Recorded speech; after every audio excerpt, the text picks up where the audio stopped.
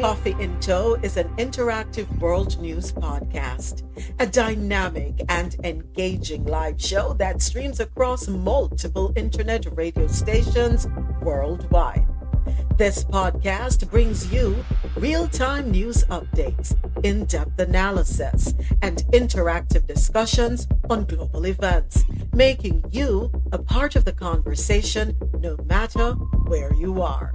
With a diverse range of expert guests and listener participation, it's your go to source for staying informed and connected to the world.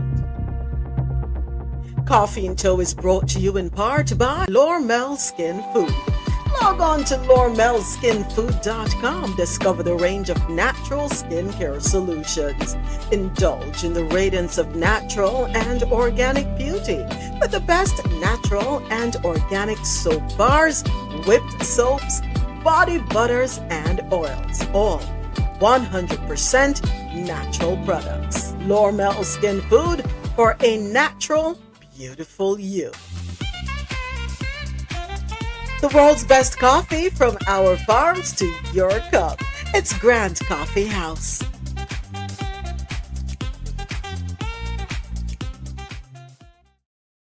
All right, and we are live on YouTube. Good morning to everyone on YouTube Live. Good morning to our listeners on Internet Radio, Coffee in Tow. Thank you so much for coming with us for World News on the Go. I want to thank our listeners on QMZ Radio. Oh, by the way, it is Wednesday, January 29. How could I not remind you what the date is? This month is going by pretty quickly, I must say. Yeah, so it is Wednesday, January 29. Thank you for joining me for Coffee until World News on the Go.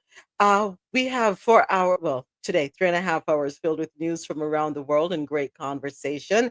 And just a reminder, Coffee and Toe streams live weekdays starting at 9 a.m. Eastern on internet radio, qmzradio.com for quality music while you work or play, janoradio.com, the nonstop party vibe station, and madmusichouse.com, any genre, anytime. Of course, I have to say thank you to my studio audience, courtesy of fan base. You can find and follow Coffee and Toe on your social media platforms. So we have a lot of stories coming up for you today. Don't know how we're going to get through them, but we'll see. 32 stories to be exact. Lord help us. All right, so we're just going to go ahead and get into it. Not going to delay. And as always, we start off in the Caribbean corner.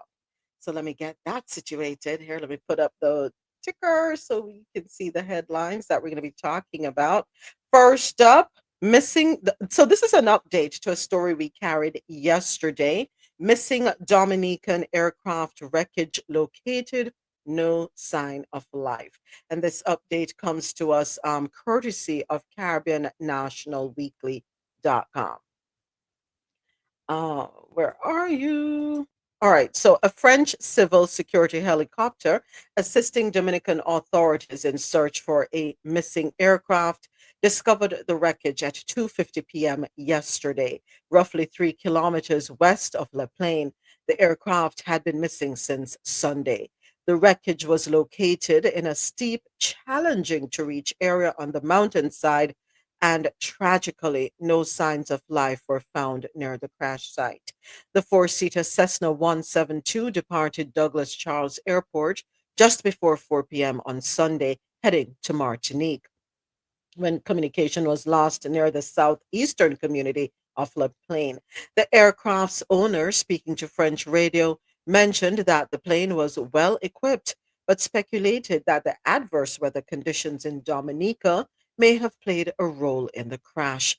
The island experienced heavy rains and strong winds over the weekend, which could have contributed to the tragic accident.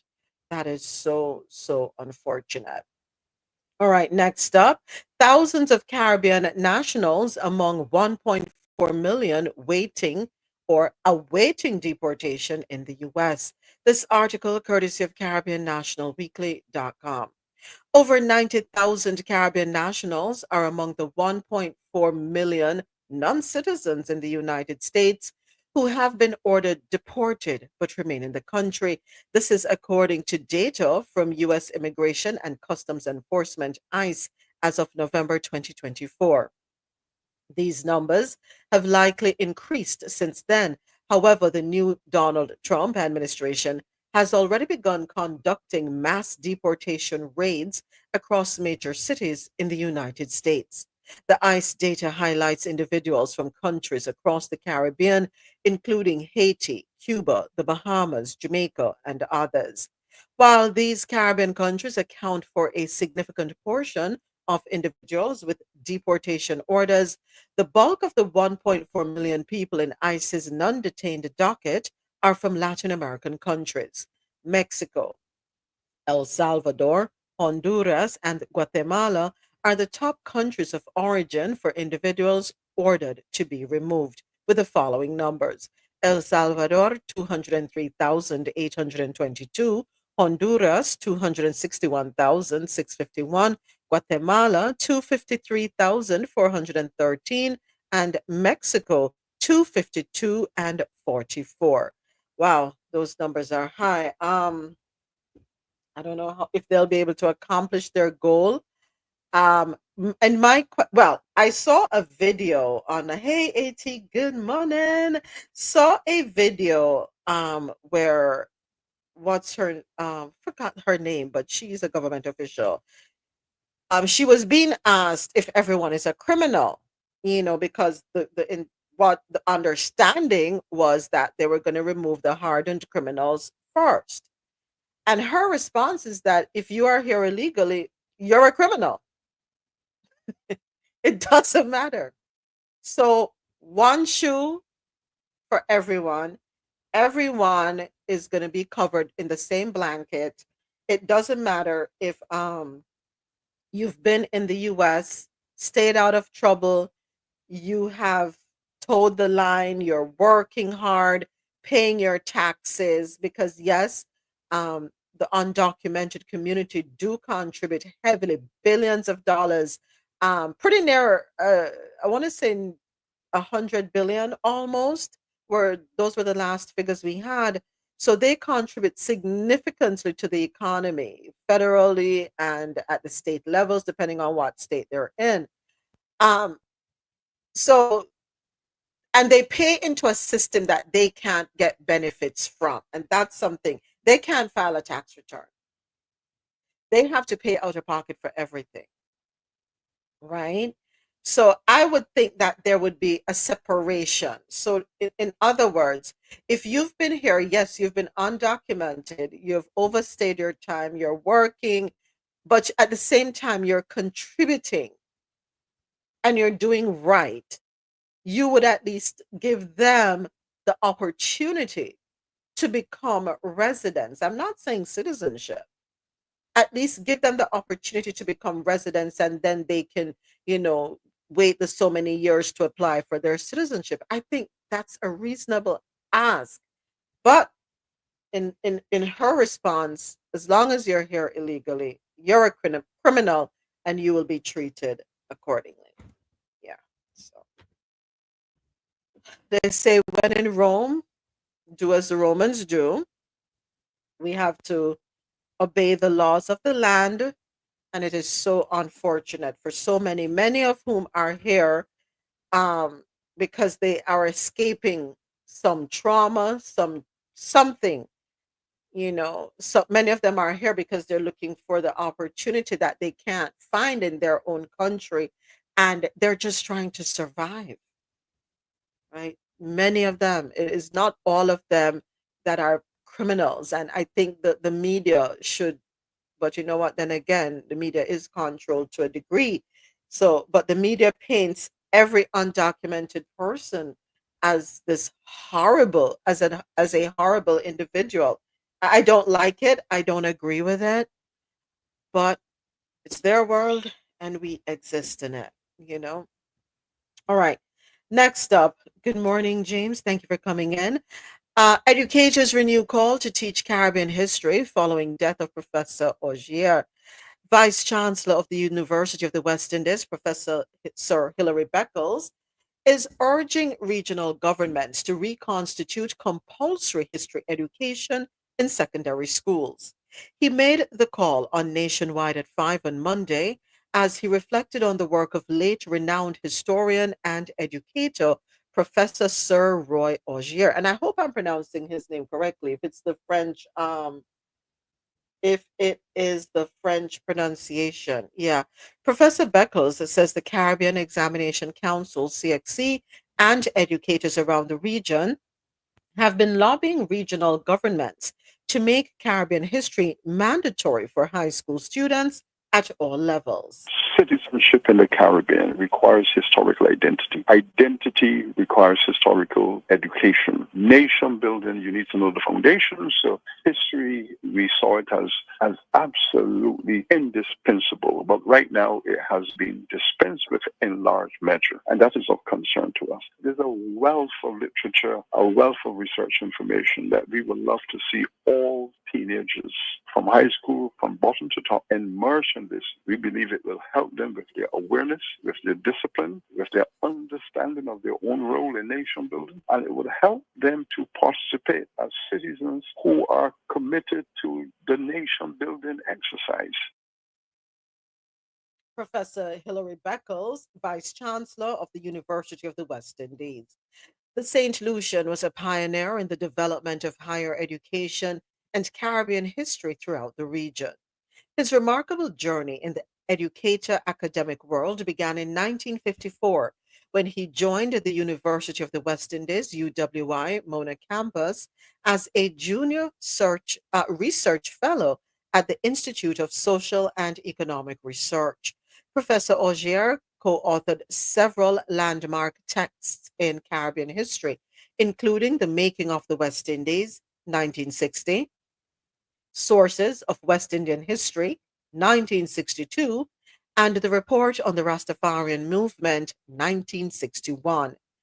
These texts have shaped the understanding of the Caribbean's rich cultural and social heritage.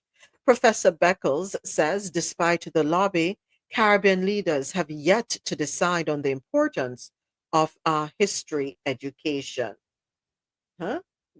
That don't make sense. What do you mean you're yet to decide on? Oh my gosh, one would think that folks would be so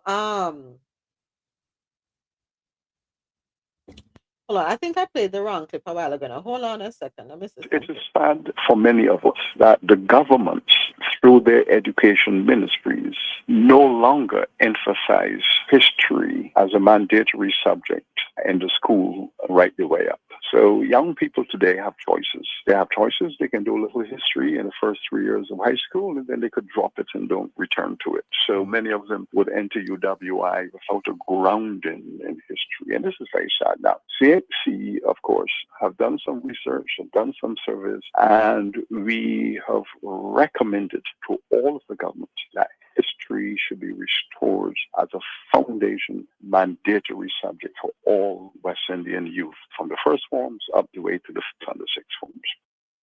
Citizenship in the Caribbean requires historical identity. Identity requires historical education. Nation building, you need to know the foundations. So history, we saw it as absolutely indispensable. But right now, it has been dispensed with in large measure. And that is of concern to us. There's a wealth of literature, a wealth of research information that we would love to see all teenagers from high school, from bottom to top, immersed in this. We believe it will help them with their awareness, with their discipline, with their understanding of their own role in nation building, and it will help them to participate as citizens who are committed to the nation building exercise. Meanwhile, Professor Emerita of History and Gender Studies at the UWI Mona, Vereen Shepherd, is also calling for Caribbean history to be a mandatory subject for high school students in the region. She says this would honor the work of Professor Augier. Citizenship in the Caribbean requires historical theme, identity. and we have to ensure that our students get that message. We have been lobbying ministers of education, and the interesting thing is that Professor Beckles and I and other colleagues have written the text. The one can say, well, we don't have the kinds of books started by Professor Roy Auger to continue that narrative of decolonization. We have the books. If we are going to honor Professor Auger truly, we have to continue the lobbying, but they can't lay at our feet any claim that we have not provided the information in text and in audio that will help our students to understand themselves. She's also refuting suggestions that history is a dying subject and profession.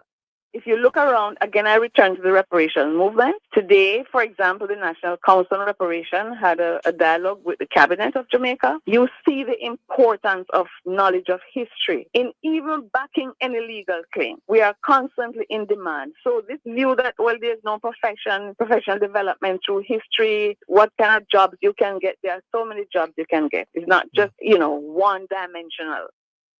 That was Vereen Shepherd, Professor Emerita of History and Gender Studies at the UWI Mona.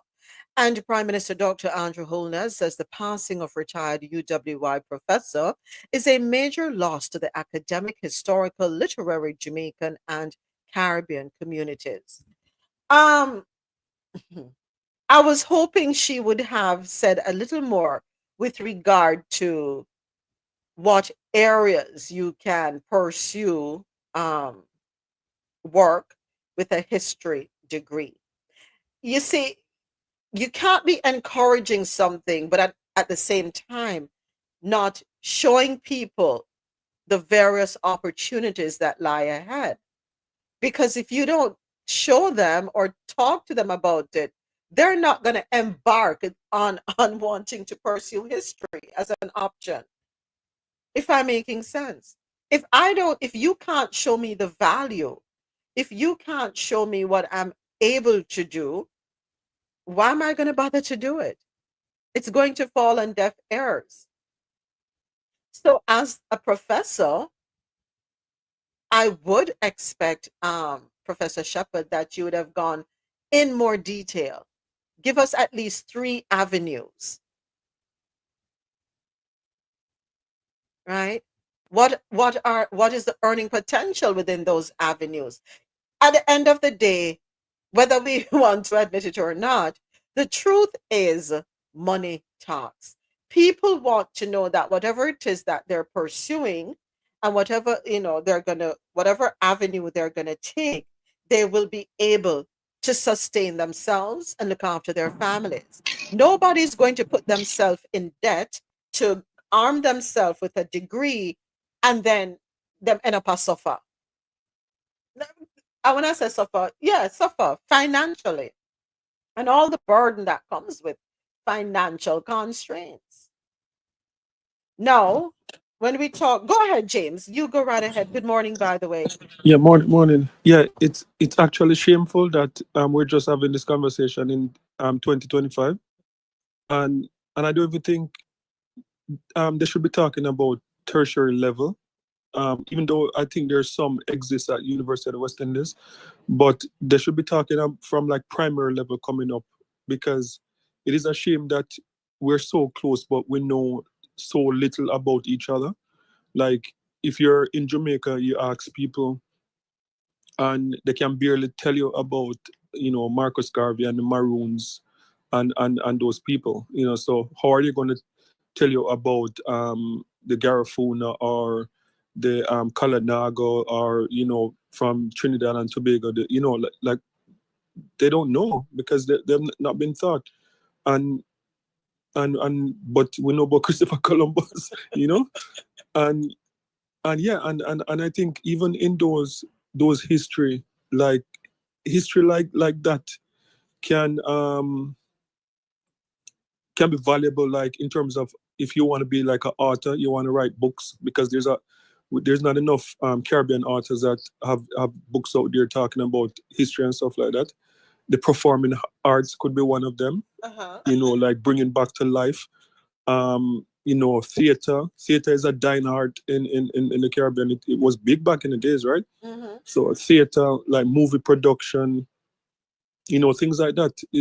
It could come in handy, but yeah, it's just a shame. 2025, and we just start talking about Caribbean history. So yeah. Well, James, thank you for the expansion there. Thank you for expounding. That is what I would have expected from her, to talk about how studying history can be used effectively. So thank you for highlighting those avenues. And I agree with you wholeheartedly when you say that it should be taught at the primary level. It should start from the day them start school. I agree. And there you can introduce it in a way that they can understand their Caribbean history. And tourism too. Tourism is a big part of what, because the one of the thing with tourism, when you're trying to build tourism and you're trying to build attractions and stuff like that, most attractions come with a story behind it. And like, say, Lovers Leap. Lovers Leap is a popular spot in Jamaica, and there's a story behind it, right? And that story have to do with history. The Great House, that the White Witch of Rosal, that Great Mhm. House. Yes, That's the story. in Y- St. James. Yeah, Devon knows perfect example. So, and there are a lot of other in the Caribbean, the Barbados, Barbados, where as I said, like what's his name, stopped there before Christopher Columbus, and other places around the Caribbean where there are history that you only know, like, if you're in that island, but it should be widespread. We Mhm. should be sharing it. We should have like a history book that cover the entire region. So yeah. I agree. I agree. Totally agree. And so Lover's Leap is in the parish of St. Elizabeth. It is a cliff. There's the ocean right below. When you look over, there's the ocean with all the rocks and everything. So apparently, um, and you can correct me if I'm wrong, James. I think the story goes that there were two young people who were in love. They were slaves, if I'm not mistaken. The slave master wanted to keep the woman or something like that, and was going to sell the um slave boy, and they didn't want to be separated, so they decided to just leap to their death. Am I right, James, or Yeah, yeah. along those lines? No, that Okay. was it. All right. Yeah, yeah. There's a lot, like, even like in Bermuda. There's this Jamaican lady. She was a slave in Jamaica, and then she went to Bermuda, and she was they they end up burning her publicly. That back in Ooh. the days when they said, like, burn to the stake, like Yeah. yeah. So she was burnt, like, so there's a lot of, bookman. There's a lot of stuff going across the region, that, and every time you go somewhere else Mhm. to visit to an island, you hear some history that it's not documented for the entire region too. So yeah, they need to, get rid of the Christopher Columbus stuff, and the royal family history and all this type of foolishness, and talk about Caribbean history. I agree. I definitely agree. All right. And for those of you who don't know, the story of Annie Palmer, they claim today. I have never been to Rose Hall Great House. Always drive past it. Of course, you can't help but drive past it if you're on the north coast, heading in and out of Montego Bay. That's if you're coming from St. Anne and heading towards St. James. Yeah, I've always looked at it, and I guess the eerie stories, I've never wanted to go there. And hearing that it is haunted, yeah, me and the Duppy thing not take team, me no bad the Duppy story, me not need that. I don't need no evil spirits in my life. But many of folk have gone there. It is a tourist attraction. Many people have gone there and perused the halls. It is steeped in history. So I pulled up here, and let me just read it to you so I don't have to go off the top of my head the stories which we learned. We learned about Rose Hall in our elementary years in Jamaica. So the White Witch is what she's known as, Annie Palmer, is a legendary story of a haunting Jamaica. According to the legend, the spirit of a white plantation owner named Annie Palmer haunts the grounds of Rose Hall, Montego Bay. According to the legend, the spirit of Annie Palmer haunts the grounds of Rose Hall Plantation near Mobay, Montego Bay. The story states that she was born in Haiti to an English mother and Irish father and spent most of her life in Haiti. When her parents died of yellow fever, she was adopted by a nanny who taught her witchcraft and voodoo. She moved to Jamaica and married John Palmer, owner of Rose Hall Plantation. Annie murdered Palmer along with two subsequent husbands and numerous male plantation slaves, later being murdered herself by a slave named Taku. A song about the legend called The Ballad of Annie Palmer was recorded by Johnny Cash. For many years, Cash owned the nearby Cinnamon Hill Great House. All right, so a little bit about Annie Palmer. And you can do more, you can find more information about her online and the history as it relates to the White Witch of Rose Hall. But you know who started? What's her name? Started something, and it never got. You remember Edna Manley, right? Edna Manley. Yes, uh-huh. Yeah, Edna Manley started because like pantomime and all. You ever go pantomime before? I have been, yes. Yeah, pantomime is like the first pantomime I went to was Miss Lou and Oliver Samuels when he was younger. That time I was about 5 or so. So that's about 102 years ago. So Oliver did young. Yeah, and like stuff like those, Little Theatre downtown. We went to the pantomime, and do we even have pantomime again? You know, I don't think it's we crazy. do, I really don't Yeah, think but we do. they And need those to days you restore those dress up. things. Those You days you dress used up, to you wear dress suit, up. Yes. You saw you wear the suit. best. Yeah, yeah. All right, so fan base, my screen is frozen, so I don't know what is going on. I'm gonna leave fan base and come back. I hope I can come back. I have you guys on the stage modded, everyone on the stage modded, so I shouldn't lose the space. So I'll be right back with you, fan base. All right, thank you to everyone here with me on YouTube and everyone listening on qmzradio.com for quality music while you work or play, JanoRadio.com, the nonstop party vibe station, and madmusichouse.com, any genre, anytime. All right, I am back with you, fan base. Thank you for your patience.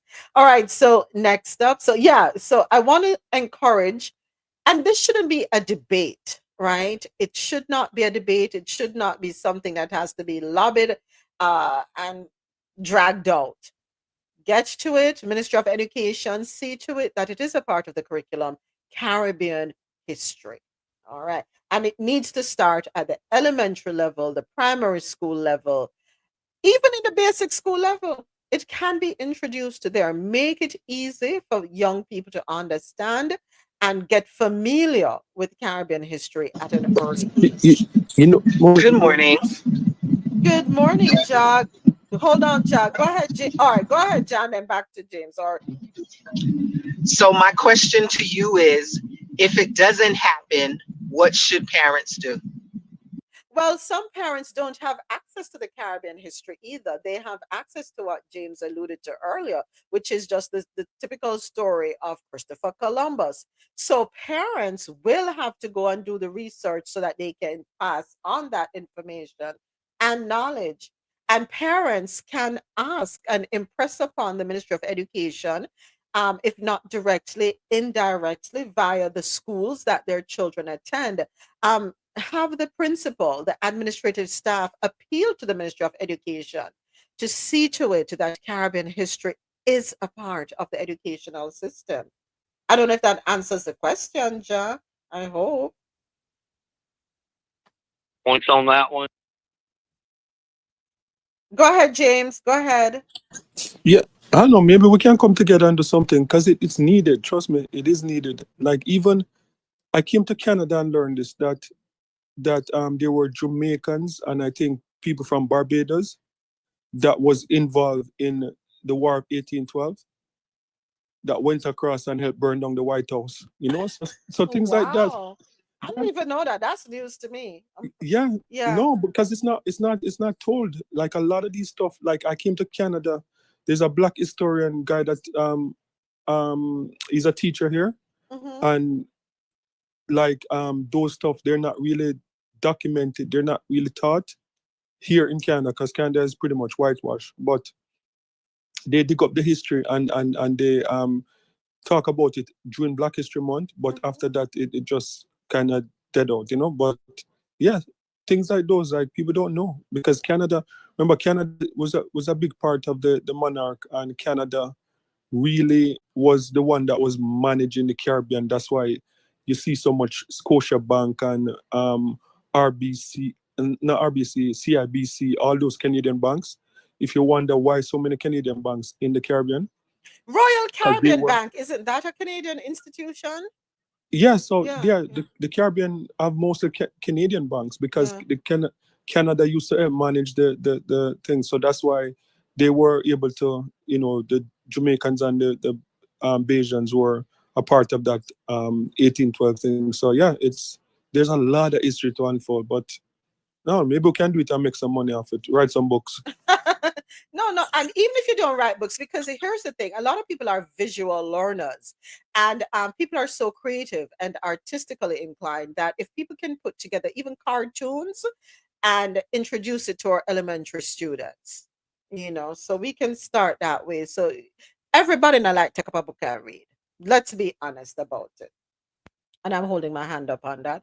I guess for me, because you had to read so much, especially in high school, there were a stack of books you had to read over the summer, and then during every semester, every term, you have some more literature books that you have to go through. So, and because you were forced to do it, you kind of have this. Hold on, pump the brakes. But put it in a visual format and people will be more inclined, especially young people, I feel more inclined to want to take part and learn. All right. Ja, did you open your mic again, or we keep it moving? No, I didn't. Okay. I understand that we want to see more of our history, and we will ask the education department to help us with that. But there's more than enough technology, especially in these days, that we can help aid in that. Even if it's going and finding the books and then taking it to the school and asking, can it be added to libraries, or you can come and just read the book as a parent. Sometimes parents go in, I don't know, they do it here, but I don't know about the Caribbean. They can go in and read a story to children, Yes. you know Yeah. Yeah. That and that's we a can good. introduce things that way as well. I am beyond waiting for people to give our children the education. Yeah. And then if you're asking for more history, especially as a young age, reading is fundamental. Mhm, So I am. mhm. Yeah, so parents have to be proactive, in other words. All right, so moving right along, we head on over to Barbados for our next article. Developer moves to preserve sacredness of enslaved burial ground, amid memorial construction. This article, courtesy of Barbados Today.bb. It appears that common ground has been found between developers and concerned citizens regarding the construction of a national monument near the enslaved burial ground at Newton Plantation. The latest measures, which include a 3-day period of quiet at the site, aim to balance the preservation of the sacred site with the development of a memorial to commemorate the victims of slavery. A group of concerned citizens, including historians, academics, and spiritual leaders, had protested the erection of the monument at the Christchurch site, claiming that there were no consultations with stakeholders about the commencement and progression of the construction at what is believed to be the largest communal enslaved burial ground in the Western Hemisphere. They had expressed concern about the construction's impact on the sacred grounds and nearby areas of archaeological significance, referred to as the Negro Yard. In a petition that has garnered 816 signatures, the group demanded accountability, inclusion, and transparency in the project's implementation, execution, and future curation of events at the space.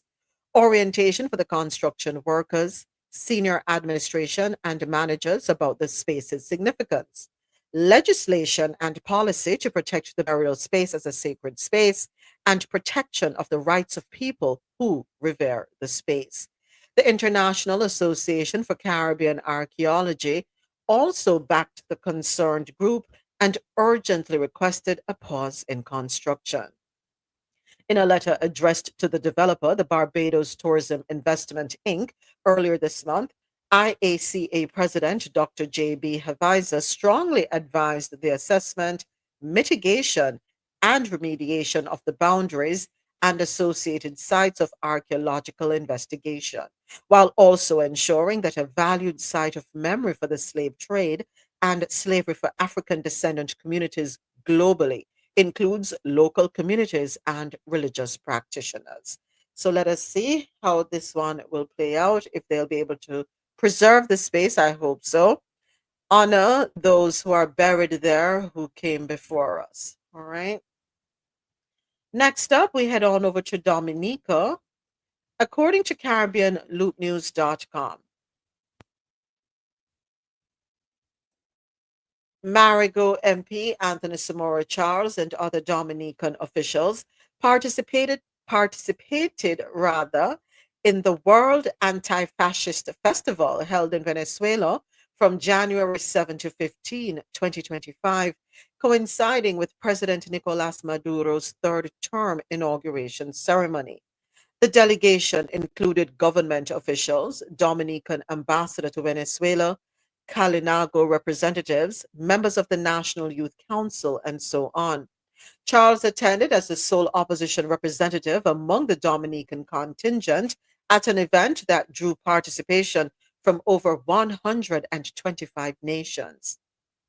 This significant event brought together leaders, youth, workers, intellectuals, parliamentarians, and social movements from across the globe, providing a unique platform for dialogue, cultural exchange, and collaborative action.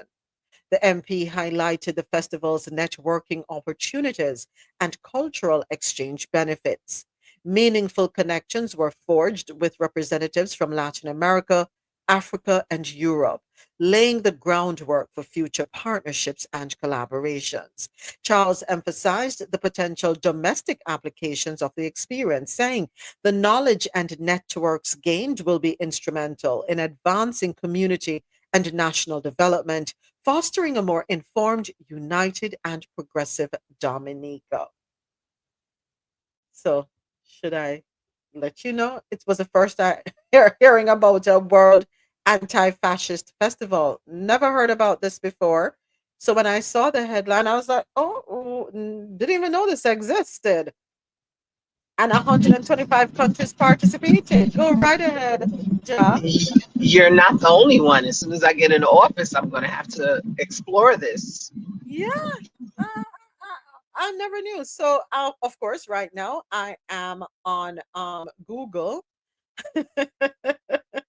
So, of course, the first question is, what does anti fascist mean? Anti fascism is a political movement in opposition of fascist ideologies, groups, and individuals. All right. And I will do the work for everyone listening who wants an understanding, because, since last year in particular, we have heard so much of the word fascist and fascism and being thrown around. So fascism is a far right authoritarian and ultra nationalist political ideology and movement characterized by a dictatorial leader, centralized autocracy, militarism, forcible suppression of opposition, belief in a natural social hierarchy, subordination of individual interests. All right. And yeah. So in case we heard the word being thrown around a lot. We know it's not a good word. We know it's not a good thing because just hearing it alone make you feel away, right? Make you feel uncomfortable. So it is good to know that 125 countries participated in this event. How many countries we have in the world? Every country should be there, no? So it is a festival. It began in Venezuela, apparently, from what I'm seeing here on albatcp.org. The vice president of the Republic of Venezuela, Delcy Rodriguez, inaugurated the International Anti Fascist World Festival, and that was on Thursday at the Convention Center in Caracas. With the presence of over 2,000 international delegates, Rodriguez emphasized that the time to unite against fascism is now. The moment is now. Yes. Thank you, Venezuela. We appreciate you. Mhm. All right, so let's hope that every did the US participate? I don't know. I'm trying to I'm trying to see if the US participated in this festival. Um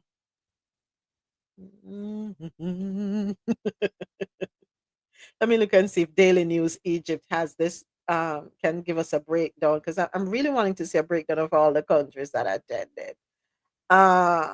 We had China, India, Mexico. Okay, who else do we have? Mm, I'm not seeing I'm not seeing a breakdown. Okay, I guess if I do more research, I can find the breakdown eventually. All right. So learn something new today. So the World Anti-Fascist Festival will be held again next year in January, and that happens in Venezuela. All right, next up, on to Grenada. According to Now Grenada, EC $5.3 million dollars, in humanitarian aid from Saudi Arabia.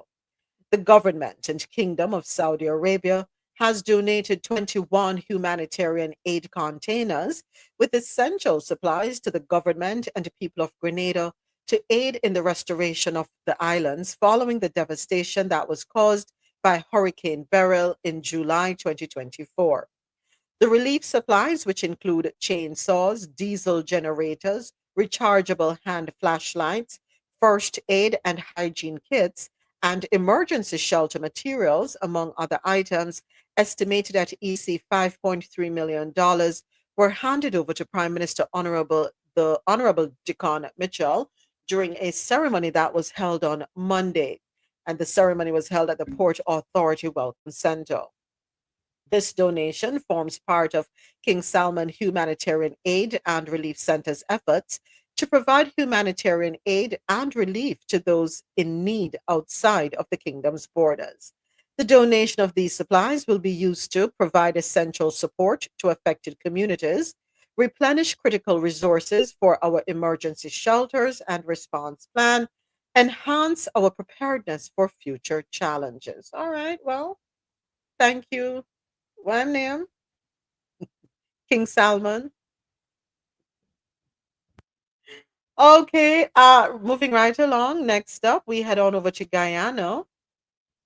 According to Caribbean.loopnews.com, Guyanese President Irfan Ali announced on Monday that he met with U.S. Secretary of State Marco Rubio to discuss critical regional issues, including illegal migration, security, and cooperation between the two nations.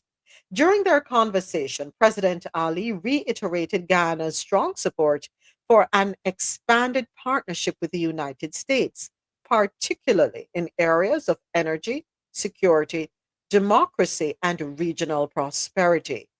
A key focus of the discussion was the ongoing crisis of illegal migration, with both leaders agreeing to work together to address the challenge and strengthen their collective response. Secretary Rubio also affirmed the US's unwavering support for Guyana's territorial integrity, particularly in the face of provocative actions by Venezuelan President Nicolas Maduro and his government. The statement, attributed to spokesperson Tammy Bruce, highlighted the shared commitment of both nations to bolster their cooperation and tackle these pressing issues together. The Secretary of State Marco Rubio and Ghana's President Irfan Ali today spoke to address the crisis of illegal migration and agreed to jointly address the regional imperative and challenge.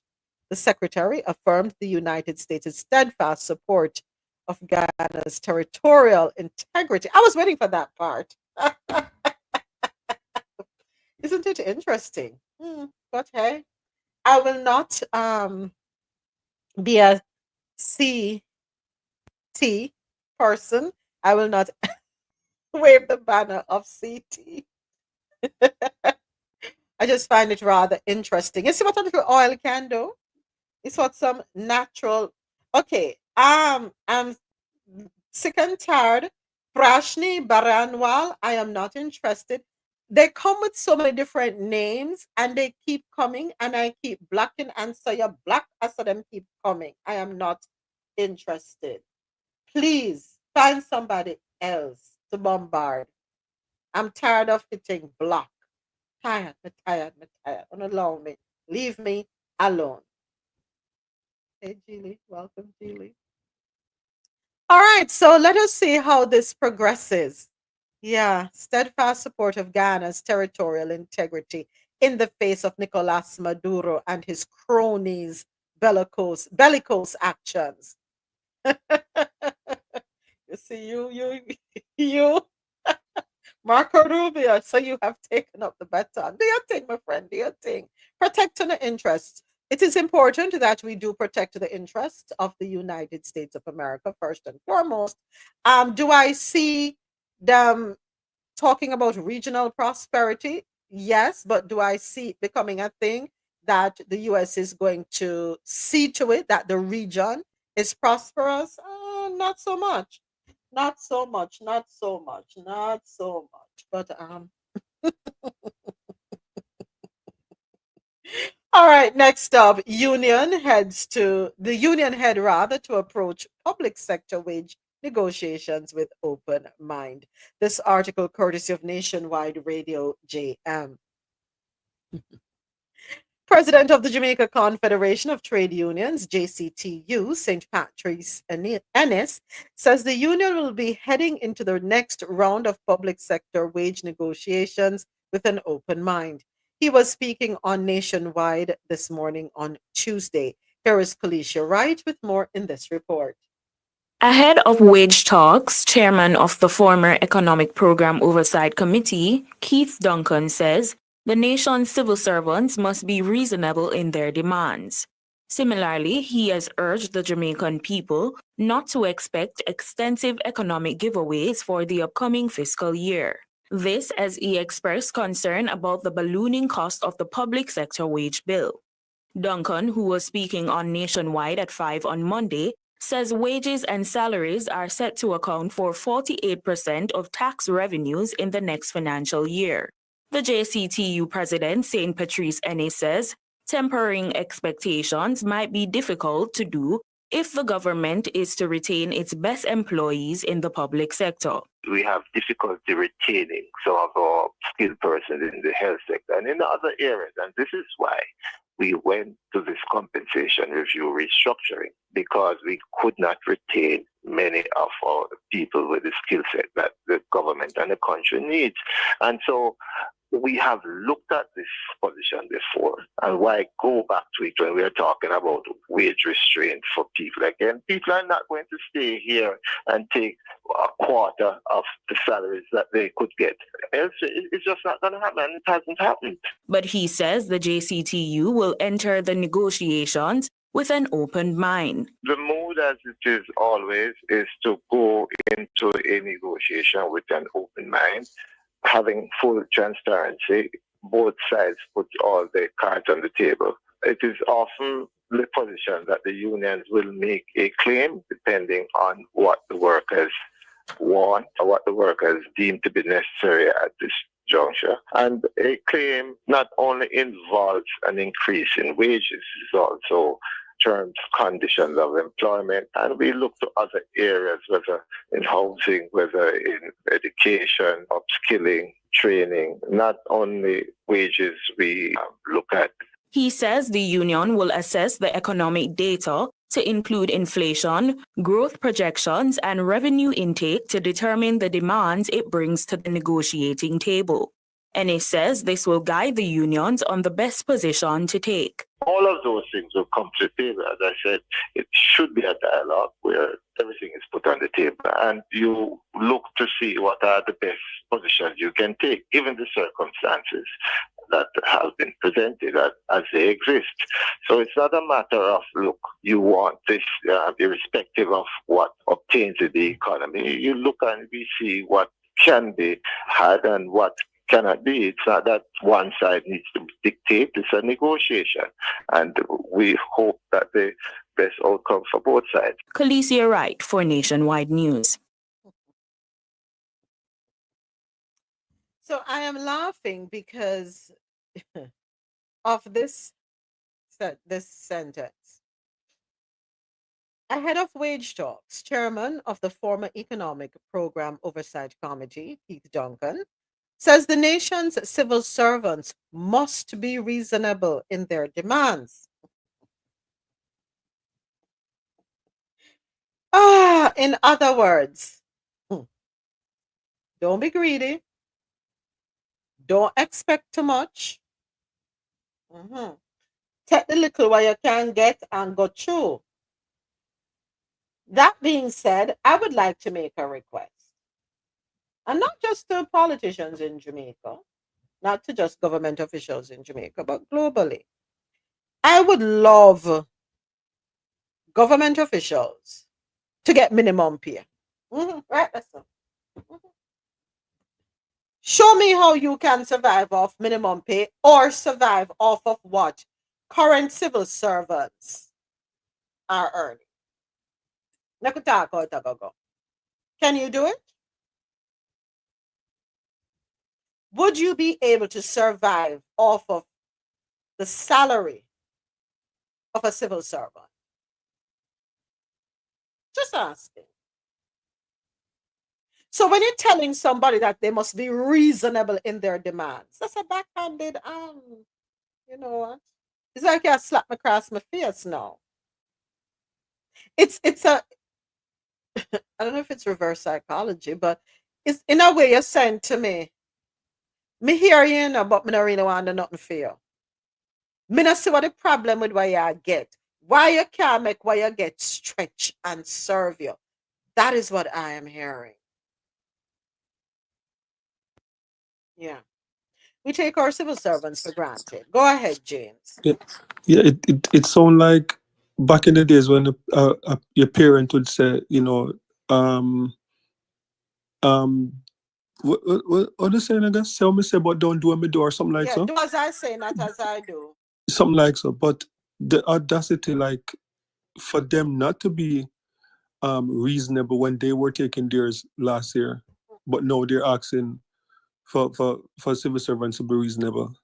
You know, like after you give yourself like a triple figure increase, you're gonna ask. It just so tone deaf, or you know, it's crazy. I don't know. Yeah, it's crazy. Yeah. Not they're fully aware of the burden, you know, the day-to-day burden or burdens that are placed upon civil servants who themselves pay them light bill, water bill, live. They have to exist. They are fully aware that what they're earning cannot truly sustain them. But as I said, James, I would love politicians and every government official who have them get housing, them get car, them get driver, everything. They're outfitted. I would like them to be paid at minimum wage and tell me how it goes. Will they still be able to send their children to private school? Will they still be able to send their children to university overseas once them graduate high school? Will they be able to take their families on these vacations overseas? Go ahead, James. Yeah, but the thing with the politicians too, they took their big raise, right? Even though they're in a job that you can hustle. Civil servants can't hustle. Like a teacher, there's nothing other school for a teacher to hustle from. It's not like you're doing a job where you probably at work on a restaurant and you can thief 2 pieces of raw chicken and wrap it up and put in your pocket, carry it home, you know? No, no, like, no, but in Jamaica, a lot of people work at places where they like you see some people that work at the wholesale them downtown and them say, you know what, like a minimum wage, but I'm happy with what I have. Cause they can, you know, take some plastic bag and pour out some dishwashing liquid in it and carry go home in them pocket or you know they can hustle. Teachers can hustle. Like police officers, they will hustle and give a ticket and something there. But where teacher go do, where a nurse go do, thief out the disinfectant, we have to clean the hospital. There's no hustling they're there. not for thief. Them can set up extra lessons like some teachers do. There's no the politician them can hustle. Like you get money to fix the road, and you take half of the money and put down mall and put a little bit of black something on top of it and push it half of it in your pocket. Civil servant can't do that. Ah, Lord of mercy. Let us hope they come out favorable. Um, Please see to it that Duncan, who was speaking, said wages and salaries are set to account for 48% of tax revenues in the financial year. So, Mr. Duncan, so what that have to do with me and you, Mr. Duncan? Did we consider how much of tax revenue, the percentage of tax revenues that, when they were doing is last year or the year before? Last year, them did a raise, right?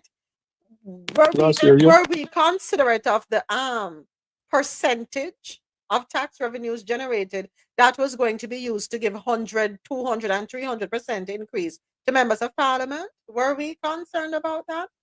So why are you raising this concern to us? We don't care about that. Me will happily pay my taxes if me know that civil servants can benefit. Because when you pay the civil servants them a decent salary, you stand to get better production from them. I don't know. Go ahead, James. I don't know. You can tell some use of hustler work, huh? What you say, James? No mistake, you can tell some use of hustler work. Listen, You James, used to don't work. feel bad for it because Jamaicans in the US tell us that they now work which part they can No, also. yeah. When we just used to work downtown at the wholesale like that. The way things are bad, the owner used to search your garbage every day. People Yeah. don't put things out there, but at the same time, when I know a thief and the owner them, sometimes they can't really stiff it to them. Some of them, hey, do you know that a lot of businesses, and I know this from the banking experience I've had, a lot of businesses are operating on lines of credit. A lot of them stay in the red and they struggle to make it. Thankfully, banks grant them this operating cost, if you want to put it that way, grant them the line of credit where they're able to operate in a negative so that their employees can still get paid. A lot of people don't know that. Them say, no, you have business, you have money. And I saw it always, but they must struggle too. And they're paying hefty interest on the lines of credit that they take out just to make sure that you have a job. So when we thief from them, we are hurt them because we don't understand that. A lot of people don't understand that. But me get it, James. Me get it.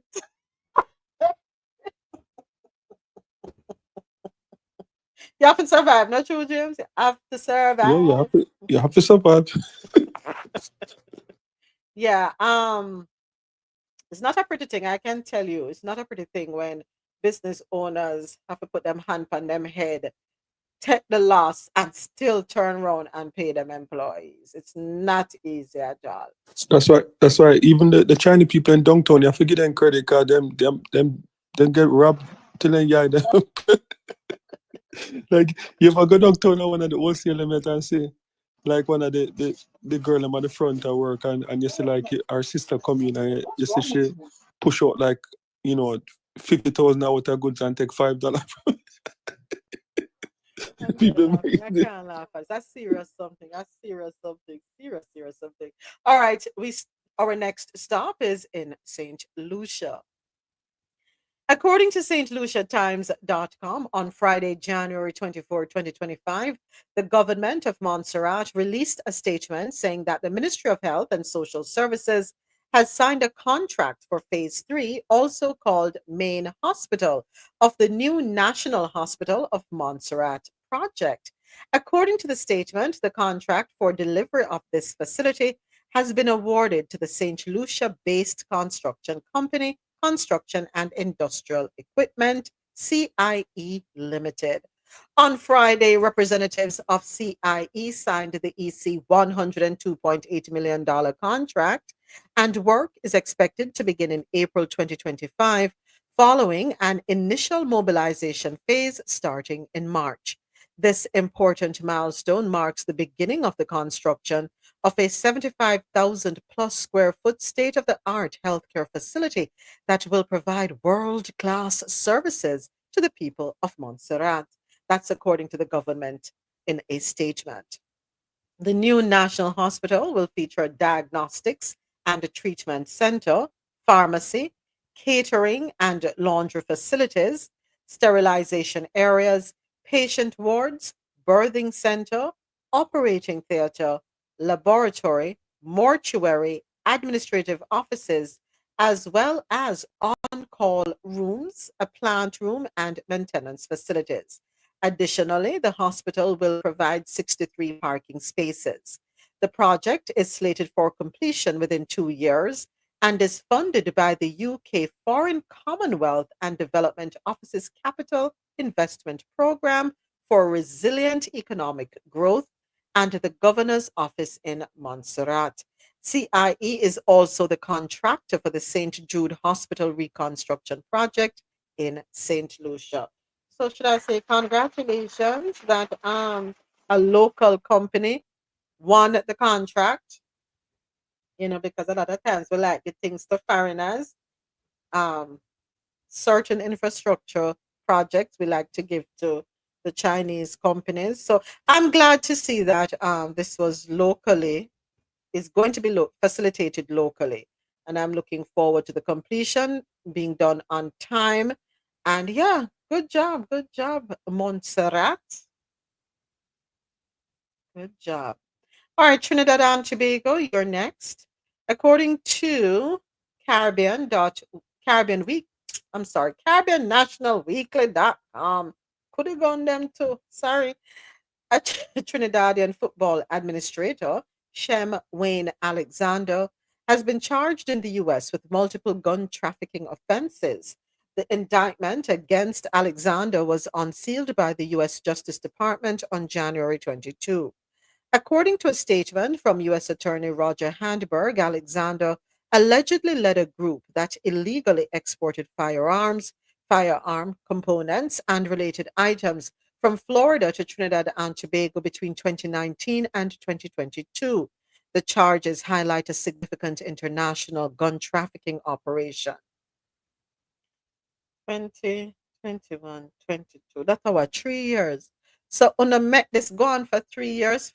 Is that what I'm to understand? After 3 years, you allowed the trafficking operation to go on? Was there any interception? Yes, you were aware of the trafficking operation, but did who was it? Um, the U.S. Justice Department. No, no, no, no. Who is the person that? Which body would do the interception? Hold on. Me just want to know if during those 3 years, if those guns did not make it to Trinidad. That's all I want to know. Or did you allow them to get to Trinidad while you build your case? How it worked? I don't know. I don't work in the legal system. I always find it interesting. So, according to a statement from U.S. Attorney Roger Handberg, allegedly, Alexander led a group that illegally exported firearms, fire components, and related items from Florida to Trinidad and Tobago between 2019 and 2022. Okay. The firearms involved in the trafficking operation, which included pistols, rifles, and related equipment, were concealed within boxing gear, speakers, and other household items to evade detection by law enforcement and customs authorities. According to U.S. Attorney Roger Handberg, conspirators also engaged in straw purchases, acquiring firearms from various sellers in the Tampa Bay area or in the Tampa area by falsely representing the identities of the actual buyers and their intended recipients. Evidence presented in court revealed that on April 7, 2021, Alexander directed his conspirators to ship a package containing firearms, including a Taurus G2C 9mm. Okay, I can't, but I got through the whole long list. Anyway, authorities, however, on April 22, 2021, authorities at Piarco International Airport in Trinidad intercepted the shipment, okay, good, and seized the firearms and other related items hidden inside the package. Okay. Currently he's being held in a US prison and he awaits his trial. If convicted, he faces a maximum sentence of 20 years in federal prison. The case is being prosecuted by Assistant United States Attorney David G. Am I grateful for the interception? Yes, very grateful for it. Not gonna say no. So these am I to understand that the firearms were legally purchased?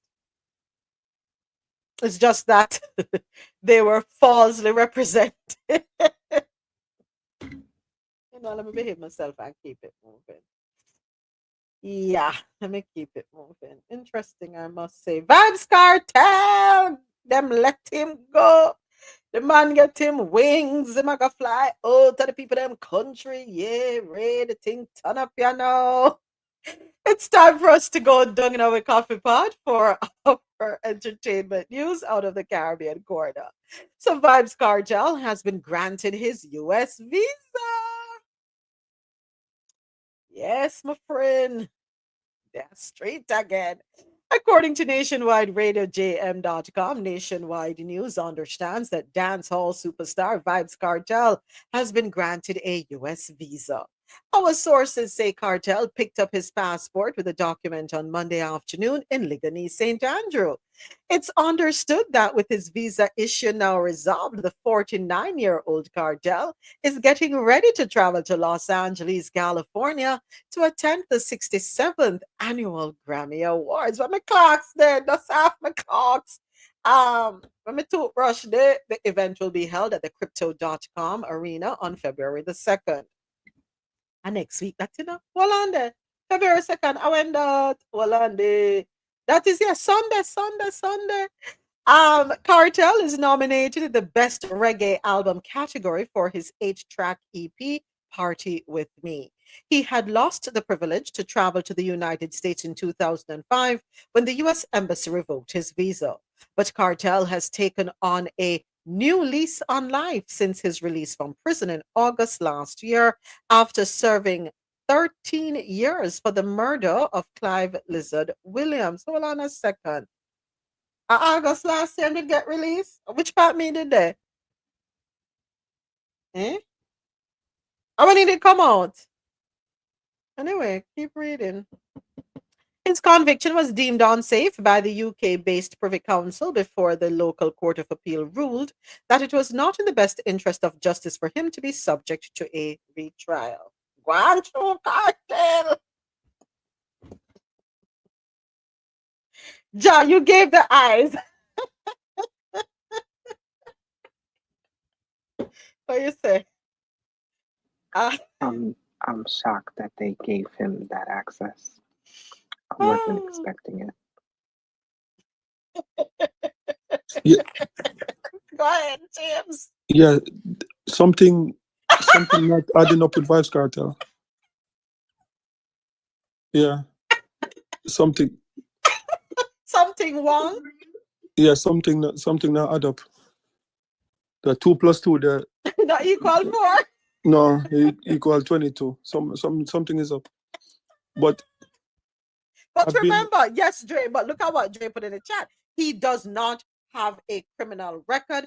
This man has a clean record. You cannot encumber him without any evidence. Go right ahead, James. He lost his visa before the murder trial. The US give and the US take. A lot of them Bounty Killer and Get Back Female, a lot of them lose their visa from the homosexual thing. A lot of them lose their visas.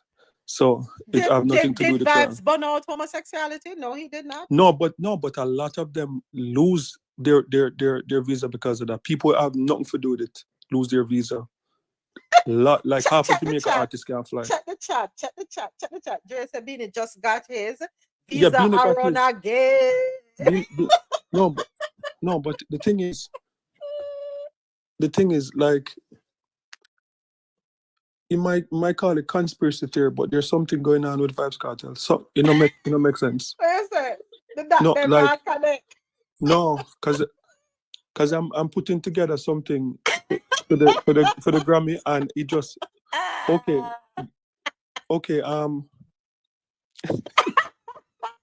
Look at the man shirt. Let him go. Summertime. No, Fever. I think something going on. Where other soldiers there? Other soldiers there. The man said party with me. Warm to the unstoppable. Unstoppable. The man said unstoppable. Yeah, something is going on. Unstoppable. Let's stop here for the man. Quick. The man get you. And him get back in British passport already, in British thing already too, because him book for the UK this year. Yeah. Say me love them, then I touch them. I'm sorry, James. I'm being very bad. Okay, I'm gonna be of myself now. Yeah, no, that my feel said something is going on. Okay, first, the Privy Council, right? Because remember when the case was sent off to the Privy Council, remember there was an article they write in the Jamaica Gleaner, and him say long live the Queen. Remember the article, long live the Queen. Okay, so he went to the Privy Council. The case got what them call it again? Quashed. The government have to give him $150 million back for the trial. That never happened in Jamaica before. And he's not gonna get the money, you know that, right? No, he got the money already. He got it already? You're sure about that? The king saying forget it, but I thought I heard that there was an agreement that he was not gonna take the money. Him get it already. He's not suing. Him say him not sue. But him get the $150 million already. Yeah. And so him get the 150 million, you know. Him come out of prison today. Tomorrow him nominated for Grammy. Him get back all them visa them. I believe that the king have pulled some strings behind the scene. Something is going on. The king are brandishing clocks. No, something is going on, moments. Trust me. And mark my word, don't be surprised if he win the Grammy. Seriously, don't be surprised if he win the Grammy. And one of the things, it might seem like a stretch, but one of the things that I'm looking at for this year is the referendum, because the Republic thing is not a small thing, right? Because I saw like a documentary, not a documentary, but a report coming out of Australia saying that Australia is watching what's going on because there's a swell going on in Australia with people fighting and say they want to become a republic also, and they're watching Jamaica. And if once Jamaica make the move, then it's going to happen. So I feel like something is going on where that republic is concerned and the referendum. It might sound like conspiracy theory, but I feel like the king of PM for the man said, king of PM for the something. No, because the thing is, I said it from last year. Vibes Cartel is the most powerful Jamaican right now. From he come out of prison, the most powerful Jamaican. And I believe that he can stop the referendum single-handedly. Because people don't realize, it was Manley was the first person that wanted to become a republic in 1972, right? And they said the CIA stop it. Because, and Jamaica attempt to become a republic. This is going to be the 5th time or the 4th, and every time, the last time Portia, I think Portia they talk about it, but every time somebody talk about it, them lose them seat.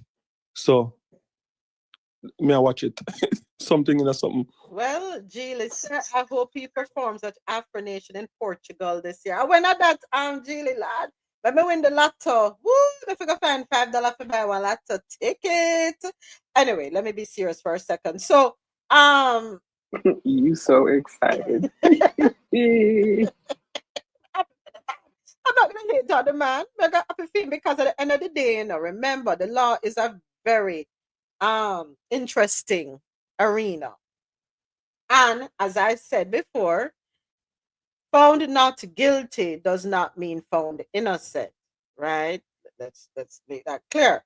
What I found interesting in the article is that they said a new lease on life. All right. The man, everybody deserves a second chance in this thing called life. Everybody deserves forgiveness. Everybody, we buck with toe, we fall down, we stumble, whatever. Because we fall down don't mean so if we stay down. We all are in need of grace. We all are in need of forgiveness. We all need an opportunity. Somehow we get 2, 3, 4, 5, 6, 7, 8 chances, right? Let him make good. Let him make good. What? How many years he spent incarcerated? 13 years.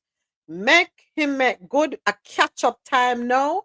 All him have to do is just go through, live simple, stay humble, and go and take your blessings, Cartel. Go ahead. I know somebody else had opened their mic. Yeah, no, I forgot to mention the craziest thing of all to see them. That don't make sense either. See them remind me of that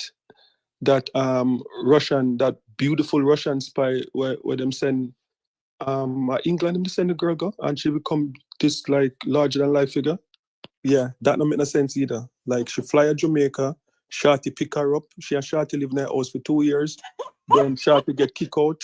Then that don't make sense either. Wow. She that don't make sense. I don't know. I guess Cartel can put together a movie after this. Him better get a Netflix movie together if I were him. No, trust me. Like him, I go win. Like if everything line up so far, and plus him, I go up against Bob Marley. Him, I go up against Chensia. Him, I go up against Carib Buds. Like this is Carib Buds still put out music. I didn't even know Carib Buds are still putting out music. Yeah, of course. No, but this is like one of the tightest race for the Grammy we have seen in a long time. Because like nobody no beat the Marleys. So if him beat the Marleys, so the king has spoken. Where you get the new clocks, the daddy? And Sabini the pan drink champa fight over king, and then say the real king. Jamaica, nice bad. Well, he should be in LA for the Grammy Awards. Do I think he's gonna win? Well, the Marley, we know why the Marleys are constantly winning, right? And when them no win is it's never. Hold on, have they ever lost to another Jamaican if they're in the same category? Did they? I'm trying to remember. I don't want to misspeak. Huh? I'm trying to remember. I mean, remember them win last year too, with what's his name? Them artists. Anybody else in camp? Yeah. No, because remember it's Grammy is not about the best music. It's they have the vote, right? They have a lot of vote. But it's more than votes to it, though, There's more to it than voting. The vote is the most important part. You get for vote for your category and another category, and then you have people from hip hop, people from R&B voting for reggae category too, and then know the Marley name. So that's why the Marley always win. And if you don't register, like not a lot of Jamaican artists are registered to vote. You have to be able to. You have to register with the Grammy. What them call him? I can't remember what they call him. A fancy name, but you have to register in order to vote. And most Jamaicans are not registered. So that's why the Marleys always win. Money talk. Remember that? He who hath the money hath the power, and Mali Money Lang. Thank you, Rita.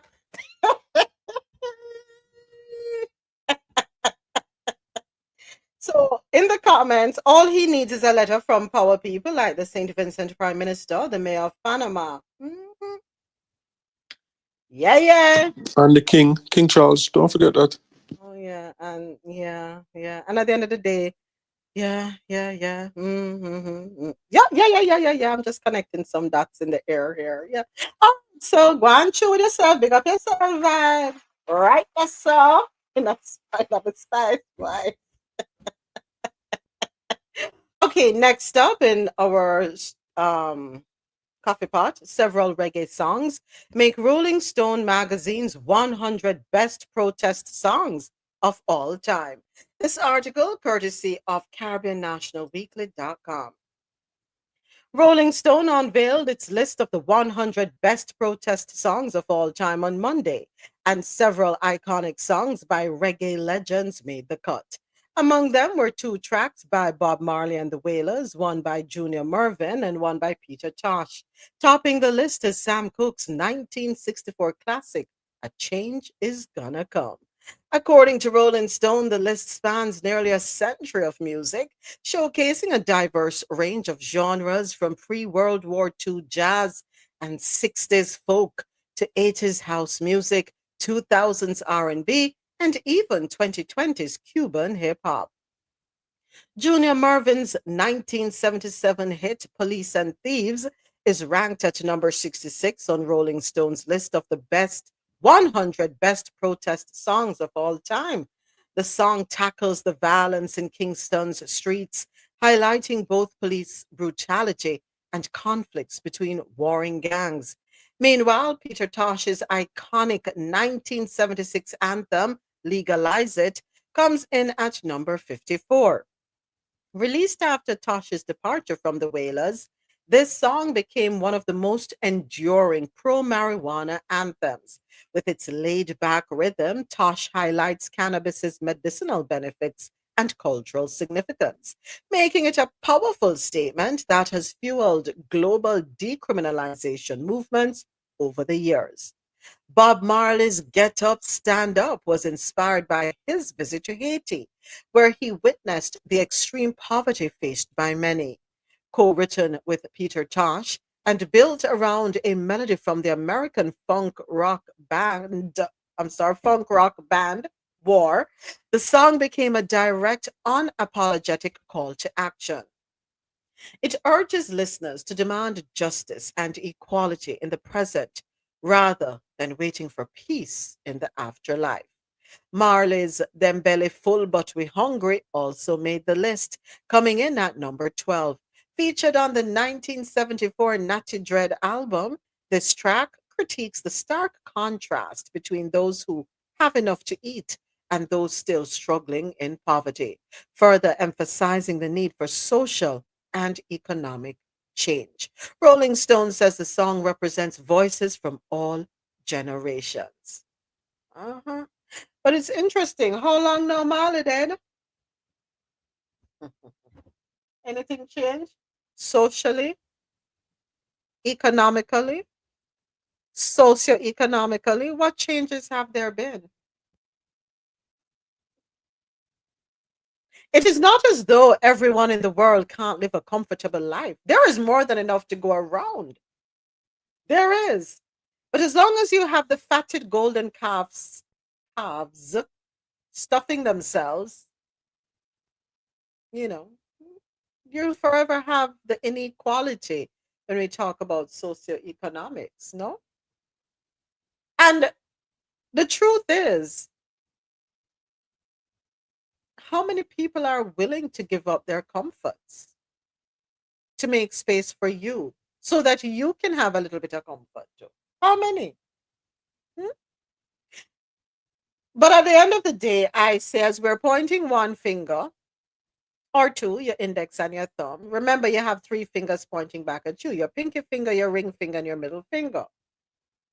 And I'm saying that to say this: we have to hold ourselves accountable for feeding the fatted calf. Yeah. We didn't know when to shift and give someone else an opportunity. We hold them in high esteem. And we feel as though we have no choice. So, guess what I'm going to do? You empower them, they're going to go and hold on on that. And they're going to do whatever they can with the means they have now to make sure that you keep coming to them. Until we recognize our power, nothing is going to change. I'm sorry. We could have talked from now till next year. We could have complained from now till next year. From Wappy kill Philip, from Jesus was a boy, till Jesus come again. We're going to talk and talk and talk. And guess what we now do? Nothing. We're not doing anything. And anything we do is temporary. And then we go right back to where we were. Allow me to tell me, sir, allow me to tell. We highlight the injustice and we highlight inequality. We highlight it. But for some reason, we don't exercise our power. How long now Bob Marley dead? How long now Bob Marley talk about this? From the 1970s? Over 50 years ago? And nothing has changed. Nothing. We will, and if show yourself nothing now going to change, we sit here fully aware day after day with all the stories from around the globe. Up front and center, the atrocities across the continent of Africa. Why Africa? Because that's where our resources come from. What resources? The resources that allow us to have our very cell phones in our hands right now. We don't push back on corporations and tell them to limit their productions. We don't force them to say, okay, let the phones last us 5 years. No, as a phone drop, we run. Okay. Oh, I could never be seen with a 2015. I need the latest. I must have a 2024. 2025 never come around good, and that's what we want.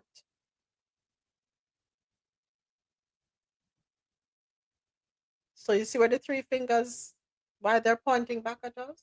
When are we going to hold ourselves accountable?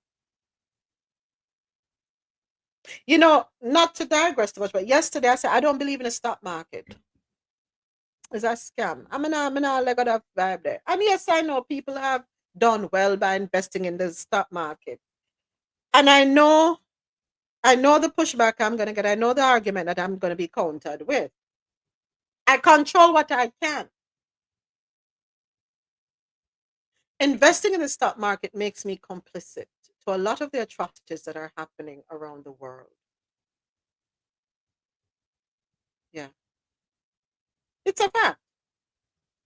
We don't want to hear it. We sit here and we talk about what's happening, child labor. But we contribute to it when we invest in the stock market because the same money that we invest is used to fund companies that take advantage of people. And the stock market is a fatted calf too.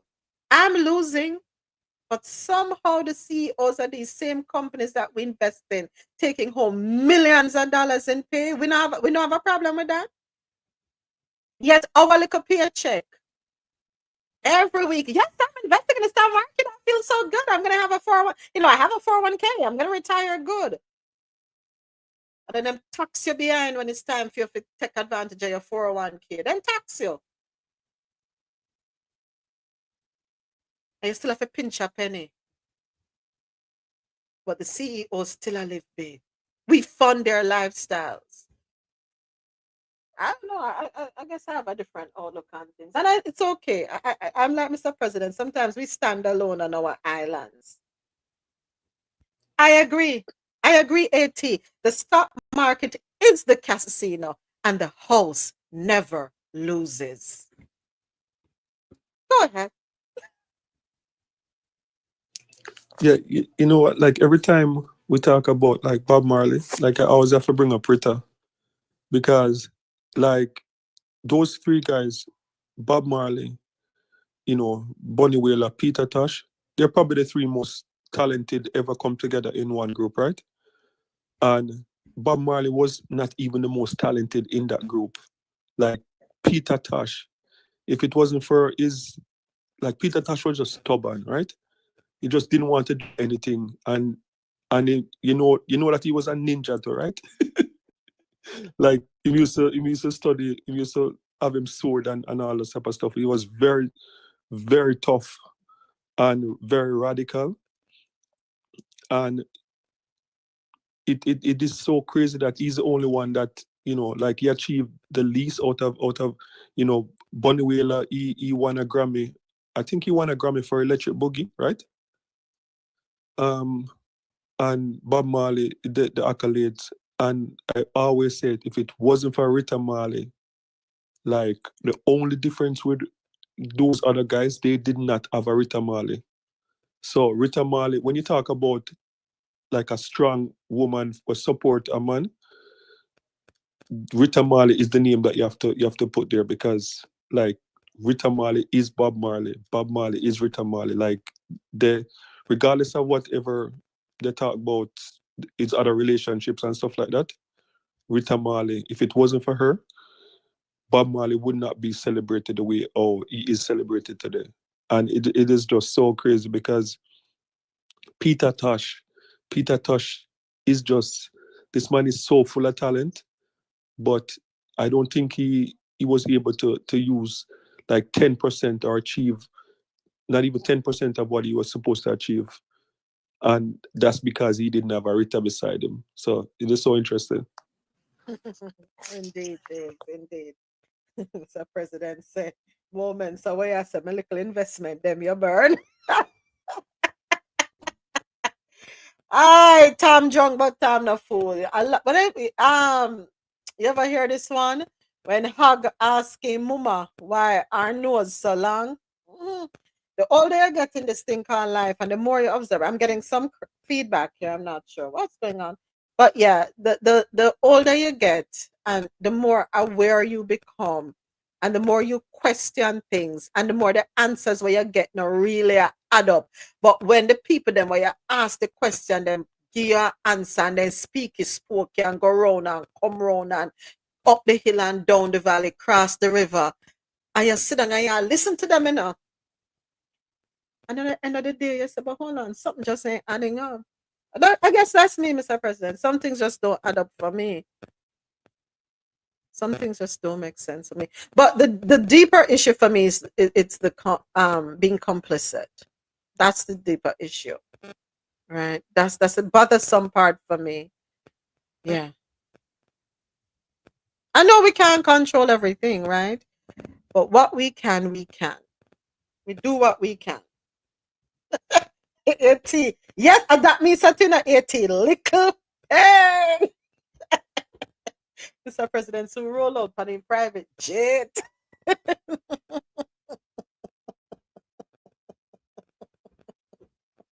Don't forget the peons like myself. You hear? Please don't forget me. All right, so good job. The name Marley will never go anywhere. I'll say that. All right. I don't know if you all on fan base are hearing the sound, but I'm getting. Will I hear anything? What is little? Yes, 80. Little is little. And another word for little, when I say chops or tops. Some people say chops. Well, chops could also mean a kiss. But tops, let me use tops. A little tops is another Yeah, chops is just a little kiss. Chops is a little kiss. Tops, give me a tops of salt. That's a pinch of salt.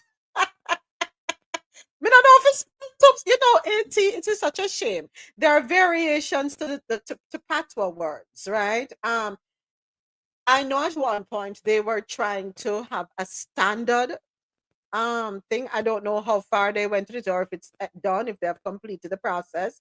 But everybody spelled the patois words different, certain words different. So I don't know if me freeze up again on I'm frozen on fan base. Moments for Adesoji there.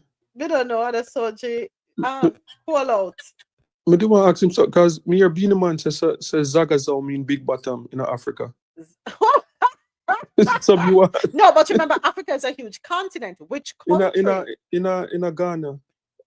Some you want Ghana? to ask Adesoji because I Adesoji think know. Nyash is Nigeria Yeah, and somebody asked him about Ghana too. Hold Zagazao, on. Zagazao, and he said Zagazao mean big bottom. All right. So So me don't what know. does what Zagazao?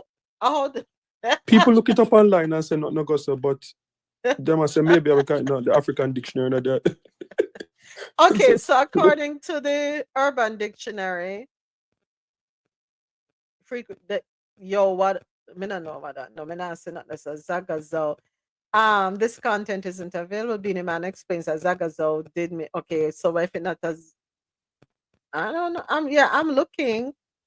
Zagazo, Watagwan, man. That is what I'm seeing over and over again. Watagwan, man. I guess when he does come in, we can ask him. Okay. No, listen, 80. I guess we could spell it like that, right? Toops, listen, you don't need to make any apologies for why you're asking your questions, right? You're going good enough. You're going good. You have caught on to a lot. You're going good. You know what I mean, right? You're doing very well. You have caught on. Okay, I don't know what's up with fan base this morning. It's not my internet, and I can't come for my internet because I was very obedient and took the advice. Yeah, okay. Fan base acting up. Fan base is acting up this morning. All right, let's see. It going from screen to screen to screen, and me not even a touch it. It a do its thing. Now it has me back on the Watcha. It took me from the DM. Now I'm back on. I'm seeing just James, Mr. President, and Marlon. That's all I'm seeing. Don't know who else is here with us. I figure AT is still here at the bottom. I figure Geely is still here. I'm guessing. I don't know. Anybody else fan base acting up, or is just me? Probably just me. Zagazow. All right, time for stories on the internationals. Hold on, let me check the chat on oh, Ja says she's on YouTube. Okay, Ja. Okay. Thank you for joining us on YouTube. Okay. And we're sounding good, Ja. Make we know if we are sound good. Gotcha. Okay, fan base. Make up your mind what you're doing because you're taking me from screen to screen to screen. Oh, Dre said, okay, no. Yeah, Dre said Beanie Man made that up on spot. Zaga had no meaning. Okay. All right, we'll find out when Adesoji, if he's able to join us today. All right, time for stories on the international scene. We don't have any stories out of Latin America today. We get a break from them today. So onto the international scene we go. First up, Australia fights back against billionaires buying elections by limiting amount donors can spend on political parties. I wonder if an Australian was listening to me. Remember during our election cycle here, I said that there should be a cap on how much money and the frequency with which that money can be donated. I said this should be a thing, especially in US politics, because we have too many millionaires and billionaires controlling what happens to us. But anyway, let's go ahead and get into this article. Article can be found on the londoneconomic.com. Australia is set to introduce a new bill capping the amount billionaires can spend on political parties, proving it really is that simple to stop the super rich buying elections. In recent weeks and months, there has been a huge amount of focus on political donations thanks to Elon Musk. After donating more than $250 million to Donald Trump's ultimately successful presidential campaign, along with influencing the election through X, the Tesla CEO was reportedly weighing up a huge £100 million donation to reform the UK. But now Australia looks set to show the world that if you don't want your democratic process to be bought by a dodgy saluting Tommy Robinson supporting megalomaniac. There are things you can do, like passing laws. Under new legislation, donor spending in Australia would be limited to Australian $20,000 per candidate per year. The aim of the bill is to prevent billionaires being able to influence and effectively buy elections with astronomical donations. The law, announced by Labour, will also limit spending on federal political campaigns to $90 million. Special Minister for State Don Farrell said Labour's reforms will cap campaign spending, restrict big donors, and stop the arms race of donation drives and endless fundraising. I agree wholeheartedly with this. We are, you realize they're calling out the US, right? Mhm. Yes, Australia is telling us that our election was paid for to the tune of $250 million via the influence of X. Do we agree or disagree that do we agree or disagree with what Australia is doing or seeking to do? Yeah, Canada is the same thing too. You have a time limit on a amount that you can spend. You can't spend over that. Because even the local election, the premier call election, yesterday I announced it, and it has to happen in like 30 days. So it don't drag on like 2 years like America. Yeah, so yeah, I agree with it. Yeah, because how can we call ourselves a democracy or say we have a democratic system, but yet it's paid for? That makes zero sense. Zero sense to me. All right, next up, Denmark to spend billions more on Arctic security. This article courtesy of BBC.com. Denmark has said it will spend 14.6 billion krona or 1.6 billion pounds to boost security in the Arctic region in partnership with its autonomous territories, Greenland and the Faroe Islands. The deal includes 3 new Arctic ships, more long range drones with advanced image acquisition capacity, and stronger satellite capacity. Denmark's defense minister said we must face the fact that there are serious challenges regarding security and defense in the Arctic and North Atlantic. The move comes after US President Donald Trump has repeatedly said he wants to acquire Greenland, an island which has wide ranging autonomy but remains part of Denmark. Asked earlier in January whether he could rule out using military or economic force to pursue his desire to take over the territory, Trump said he could not. Greenland, the world's most sparsely populated territory, is home to about 56,000 mostly indigenous Inuit people. The US has long maintained a security interest in Greenland. After Nazi Germany occupied mainland Denmark during World War II, the US invaded Greenland, establishing military and radio stations across the territory. It has maintained a presence in the region since. Greenland lies on the shortest route from North America to Europe, making it strategically important for the US. In recent years, there has been increased interest in Greenland's natural resources, including mining for rare earth minerals, uranium, and iron. Greenland is entering a time of changing threat landscape. Yep. Step up and do what you must. Go ahead, Mr. President. Morning. So, given that, can we say that Trump threat has been successful? Since more than likely is U.S. defense company that will be making the money. I like that. Yeah. Or hold on. Is it necessary the US don't they make weapons and stuff in other places? Or I don't who else makes um More military? than likely they will get a piece of the pie. Mm, hmm Interesting, right? But I agree with Denmark. You cannot Yes, AT, I agree with what you said. Yeah, I agree with what you said in the chat. Um, you cannot allow yourself to be quote unquote bullied all the time, right? There is a diplomatic way to handle things, and you must also respect hearing the word no. What is our issue with hearing the word no? Huh? Bruised egos that makes us want to show where mega show you what about a person. Mega show you say you have to give me what, or mega make you realize say me can take it if me want it. Isn't that a form of something that goes, you know what? Let me stop right there.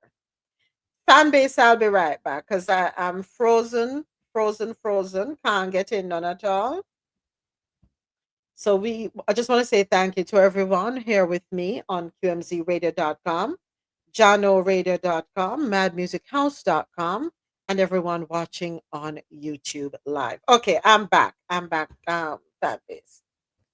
What is the issue with hearing the word no? What does hearing the word no do to you? And I'm talking to us individually. When we hear the word no, is that an invitation to pursue, to infringe upon someone's rights? How do we teach our children to respect the word no, but then as adults, well, some people teach their children to respect the word no. No is not an invitation to do as you please with me. And I appreciate Denmark standing up. There's a diplomatic way to get things done. You know, just come barging at my house. You come to my door, you knock on my door, I open the door, I decide if I want to let you in. And if I step outside to have a conversation with you, it does not give you the right to push open my door and come in. It really doesn't. And okay, that's what you do. We must just sit down and take it. We have double standards, don't we?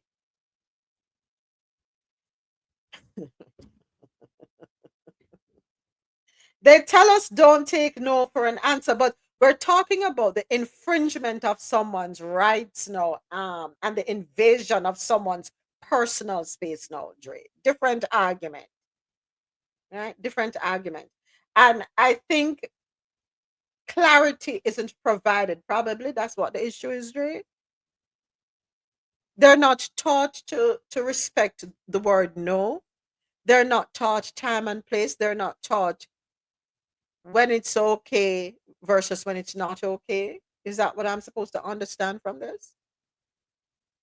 If me tell you say I can't come in my house, don't come in my house. Period. Full stop. Point blank. Because anything happen to you after you're coming to my house, anything me choose to do to you after you take it upon yourself to barge into my house, you can't blame me for that at that point. No, you can't. Abramovich dodged millions in tax with super yachts for hire scheme.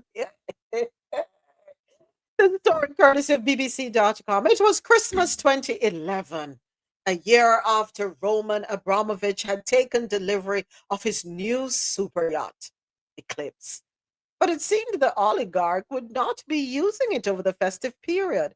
Records show it had been chartered by a company based in the British Virgin Islands. And yet, photographs from Christmas Day that year show Mr. Abramovich in the Caribbean sunshine, standing on the swim platform at the rear of the yacht with Eclipse's large letter E logo behind him. Charter records show, such as this, were part of a decade long scheme to mislead tax authorities, now uncovered in an investigation by the BBC and the Bureau of Investigative Journalism.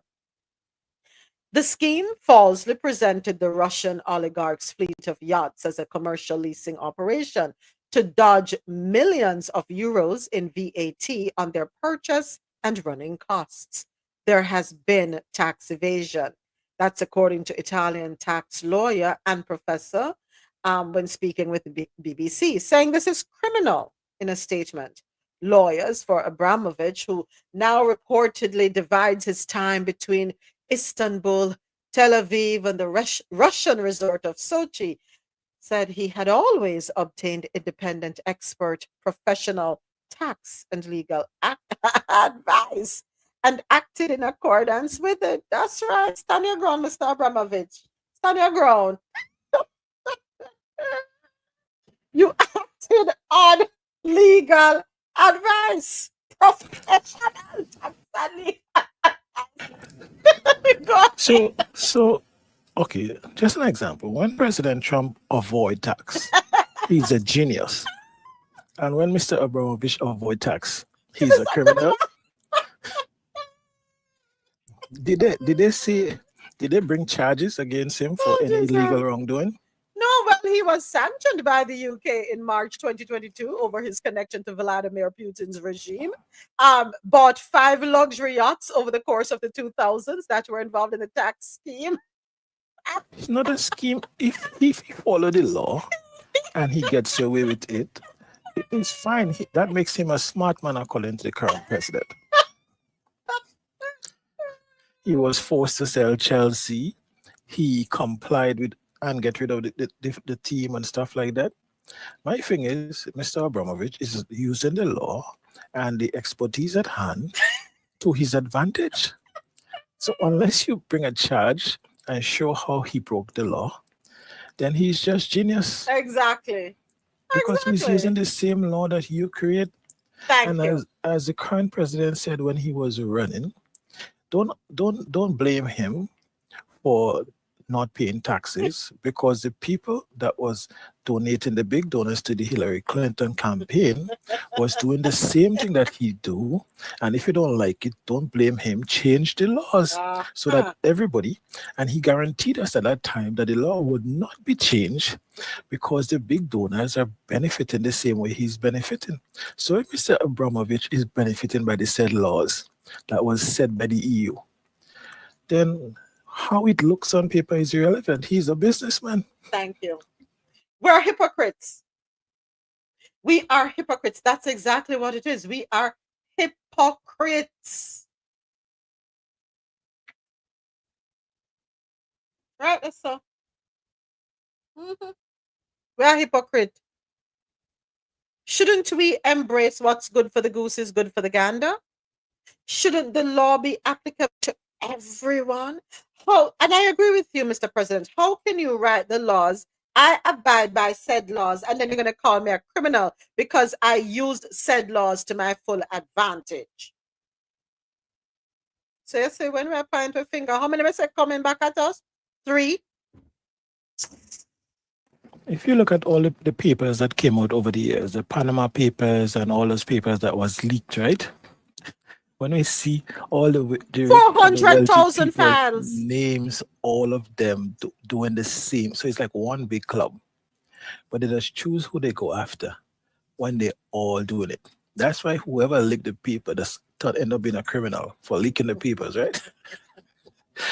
Not necessarily for leaking the paper, but exposing the people on the paper. But that's what this country does. The whistleblower is the one that unfortunately gets hurt, not the people doing the crime. The scheme to dodge tax on the yachts and other secrets of the sanctioned oligarch's corporate empire is laid bare in over 400,000 files and 72,000 emails leaked from a Cypriot corporate service provider, Merit Service. I don't give a damn. You know why I don't give a damn? We have other issues at that. I really don't give a damn. I mean, put that in perspective. Whenever, let's look at the US, right? When the US government is trying to shape tax policies and stuff like that, when they're talking about the safe havens and the tax-free destinations, etc., right? They call in the big 4 firms as consultants, the KPMG, the PricewaterhouseCoopers and stuff like that, right? But the Deloitte, go to any tax haven and tell me who are the dominant accounting and tax firm in those tax havens. and how big their practices are in those. So the same people that help you write the laws are the same people that helping their clients get around the laws that they help you to write. And they're getting good money for it too. Listen, don't hate the player, hate the game. The sad part, I wish I was built different. I really wish I was built different. I wish I had it in me. I really wish I did, but I don't. I have a conscience. I have a thing called a conscience. Unfortunately, I guess, per society's standards, I'm the idiot, right? I'm the idiot per society's standards. But I want to so I can sleep up in my bed at night, right? But as I said, don't hate the player, hate the game. Next up, UK will not be able to resist China's tech dominance. This article courtesy of BBC. China's success in technology has not come out of thin air, even given the unlikely origins of the deep shock. The obscure hedge fund that coded a chat GPT competitor as a side project, it claims, cost just $5.6 million to train emerges from a concerted effort to invest in future generations of technology. This is not an accident. This is policy. The raw materials of artificial intelligence are microchips, science PhDs, and data. On the latter two, China might be already ahead. Yeah. China is leaps and bounds. Them no business with a fight war. Them business about getting ahead. They're futuristic. There are on average more than 6,000 PhDs in STEM projects or subjects, science, technology, engineering, and mathematics. And where are they coming out of? China, out of Chinese universities every month. In the US, it is more like 2,000 to 3,000. In the UK, it is 1,500. In terms of patents, generally, more are being filed in China than in the rest of the world put together. In 2023, China filed 1.7 million patents. Yes, you heard that right. Against 600,000 in the US. 2 decades earlier, China had a third of the patents filed by the US, a quarter of Japan's, and was well behind South Korea and Europe. While there are some questions about the quality on some measures, China now exceeds the US on what is known as citation weighted patents too, which adjusts for how often new scientific papers are referred to. Chinese lithium ion electric batteries now cost per kilowatt about a seventh of what they cost a decade ago. DeepSeek is doing in AI exactly what China has done elsewhere. While the impact of this was most visible in electric vehicles, where China is now the world's biggest exporter, having cornered the supply chains and the science for battery technology, it stretches well beyond. Hey, China son can go and fight war. We taking over ports, we putting in roads, we are taking care of whatever infrastructure needs to be done. We are advancing technologically. We're not going to fight in a war then. Pick up yourself, China. Can't be mad at them though, AT, right? Can we be mad at them? DeepSeek was cheaper because they used a US model. They developed a distillation version of OpenAI. Again, can't hate the game. Can't hate the player. Hate the game. Go and do it in China. I'm not mad at nobody today. Today, me not mad at nobody. Do what I need for the do what I do. Don't ask me where I have But this view moments, from. the US is partly responsible for the progress of China in the chip industry because you went and banned them, the sale of chips and stuff to them. You thought that would help crash them, right? You didn't realize you're creating a monster. Now they have done so much research, they're leapfrogging you. And sooner or later, they'll be able to offer the world better chips at a cheaper price. And they corner the market for it, especially the supply chain. So that's what's happening. China is not accidental. And China like in the EV industry. Remember when China decided to go into the car vehicle making? There was a laughing stock. China realized they cannot catch up. So what they did, they forgot about the conventional. They took the bet and leapfrog into the EV. Build all the infrastructure, do all the research, look at all the current models that exist, and just start improving on them. It took them a while. They work in silence. Now, you can never compete with them. When you look at high-speed rail trains, China have more high-speed rail than the rest of the world put together. And they are more efficient in the technology than everybody else. Mind you, they learned from the Germans and the Japanese, huh? Because there was a project, I think they work in conjunction with them. And they just take it from there and just... That's what happened because they had a long period of peace. They have not been interfering in anybody's business. And they have just been projecting the soft power and positioning themselves strategically globally, waiting for the opportunities.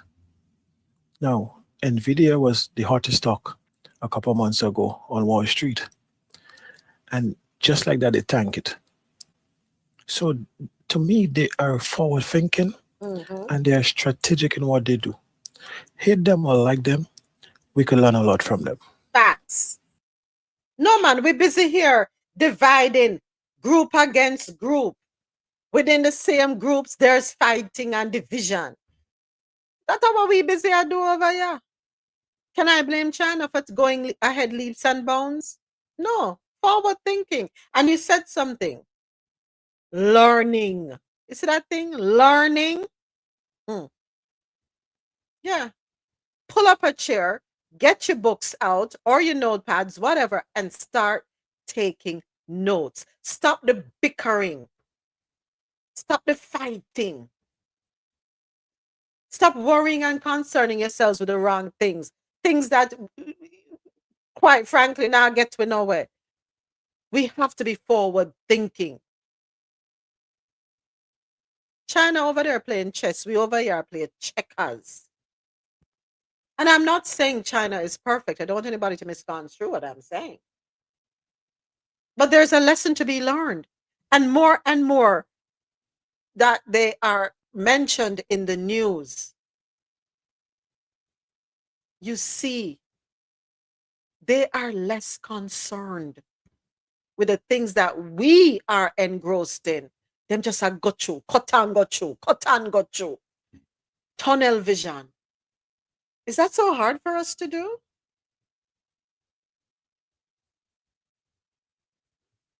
The art of pivoting. I like that. They mastered that. What did I say? Did I say desk seek or deep seek? Hold on. Deep seek was cheaper because they use a, okay. The market did a knee-jerk reaction. Desk seek won't be on top for long. The new wafer from a Cali company is 20 times better. IPO to be determined. Deep seek. Oh, deep seek. Okay. Had me confused there for a second. All right. Thank you for clarifying. Right. Yeah. Go on, do nothing, China. Right now, let's celebrate everybody. Everybody get a celebration today that the news.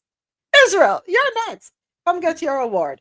Israel's Netanyahu to meet with Trump at White House next week. This article courtesy of AlJazeera.com. Israeli Prime Minister Benjamin Netanyahu will visit the White House next week, making him the first foreign leader to meet with Donald Trump in Washington, D.C. since the United States president's return to power. The Israeli government confirmed on Tuesday that Trump invited Netanyahu to the White House on February 4. The announcement comes days after Trump called for Gaza to transfer its population to Jordan and Egypt, a proposal that was swiftly rejected by regional leaders who likened it to ethnic cleansing. Trump has taken credit for a fragile ceasefire agreement in Gaza that went into effect the day before his inauguration. The deal has so far seen a temporary end to the fighting and the release of 7 Israeli captives and hundreds of Palestinian prisoners. The pause has also allowed hundreds of thousands of Palestinians to return home to northern Gaza. The Trump administration also brokered an extension to the truce in Lebanon, which effectively pushed the deadline for Israel's complete withdrawal from the country, originally set for Monday, to February 18. But tensions are running high in the region, risking renewed fighting in both Gaza and Lebanon, with Netanyahu regularly threatening a return to the war. Despite stressing his role in securing the ceasefire agreement in Gaza, Trump said last week he is not confident that the deal will hold. This is not our war, it's their war. The U.S. provides Israel with billions of dollars each year in military aid. In one of his first decrees, Trump froze almost all international aid except for military assistance to Egypt and Israel. And if we remember, last week, he also authorized the transfer of 2,000-pound bombs to Israel, which he said had been paused by his predecessor, former U.S. President Joe Biden. And that was done in May of last year. Netanyahu is a leader for whom the International Criminal Court issued an arrest warrant over alleged war crimes in Gaza. Well, he expressed gratitude for that decision on Sunday. So, forgive me for thinking this. You're releasing the 2,000-pound bombs because if you remember, was it this week? The article said he already paid. Trump said that Netanyahu already paid for these bombs, so it's theirs. So we're going to release it to them. At the same time, while releasing it to them, a statement was made: the place needs to clean out. At the same time, we're saying that Egypt and what's the other country is to take them. Jordan and Egypt to take them. And that's a blatant no. This is these people home. At the same time, we are allowing them to go back in. At the same time, there is a threat looming of a return to the war. You see where I'm going?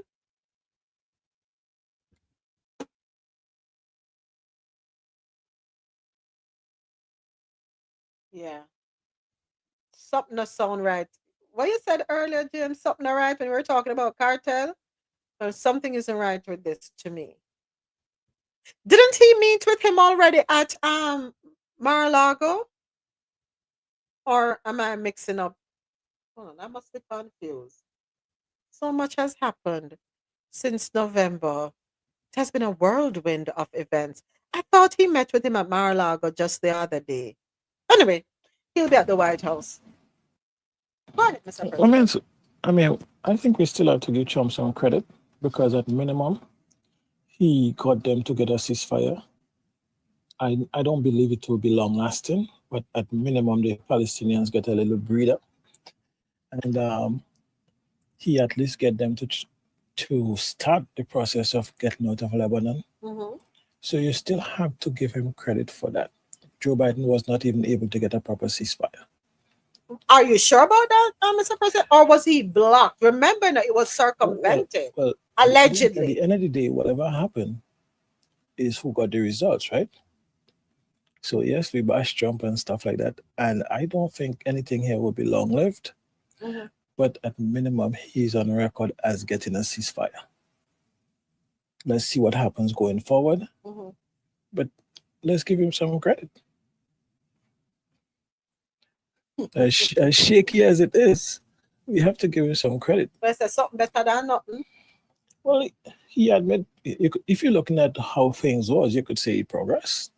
If people could move back to their homes in northern Gaza, it's progress. Well, the spot, if they could pitch their tent on their own land now, at least they're on their property for now, But I don't see Gaza making any major headway.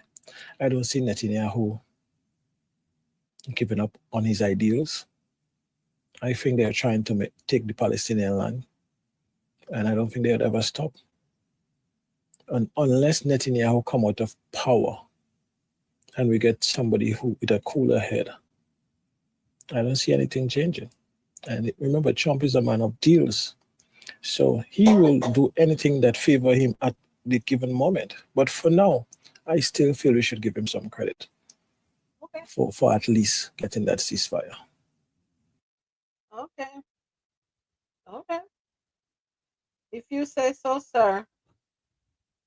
If you say so. If you say so. I won't argue it this time. Everybody win today, right? Everybody will celebrate today. Not fight with nobody today. And that story wraps up our international news segment. It is now time for us to move on, and we have stories out of North America. Oh, can you imagine 15 minutes before the top of the hour? Where is the time going? It's really going by pretty quickly. All right, first up, shooting. Lord of mercy. I'm tired already. What date is it? The 29th. 1 month almost done. I'm tired. I'm exhausted. But we move on. We don't give up. We keep hope alive. Shooting at Indiana store leaves 3 dead, including the suspect and 2 officers wounded. This article courtesy of the Associated Press via WSVN. A shooting at a grocery store in northern Indiana on Monday left 3 people dead, including the suspected shooter and 2 police officers wounded. Police received a 911 call at about 5:30 p.m. about a shooting at Martin's supermarket in Elkhart. That's according to the city police department. When officers arrived, they found 2 shooting victims dead inside the store. When police engaged the shooting suspect outside the store, 2 officers were wounded and the suspect was fatally shot. According to the Elkhart Police Department post, which was made to update information given at an earlier news conference. The officers were taken to hospitals with gunshot wounds. One has since been released and the other is in stable condition.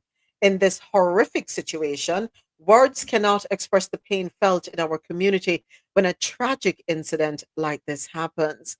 The name of the victims, a suspect, and officers will not be released until families have been notified. Erin Swari, a pregnant mother, was at the store checking out and talking with the person bagging her groceries when she heard a pop. She said she first thought the sound was a balloon, but then saw everyone ducking down, so she did too.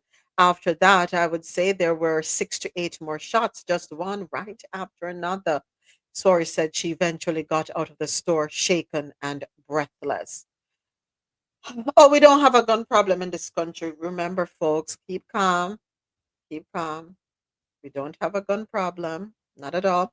Why can't we hear who the the suspect is? Why we can't hear about that? Then a notify. Then can't find any family. I'll know. This happened when Monday. Today, our Wednesday. Come on, I must find somebody by now. I want to know who them be. I want to know who they are. On a quick part other things. Come on, stop waste time. Let's know. Praying. Yeah, the usual words, thoughts and prayers. Folks, keep calm. We do not have a problem in the US. We don't, okay? Florida, Europe. Florida immigration advocates push back against education bill targeting undocumented students. This article, courtesy of WSVN, and I think we have a soundbite for this, so I'll go ahead and hit play. All right, Nicole, and one of the areas being targeted involves tuition for undocumented immigrants. 7's Faith Graham is live in Miami to continue our team coverage. Faith. Yes, with immigration being a hot topic in Tallahassee this week, immigration advocates say they are not happy to learn that children and their access to education is up for discussion. This morning, they gathered here at the Miami-Dade County School Board to voice their disapproval.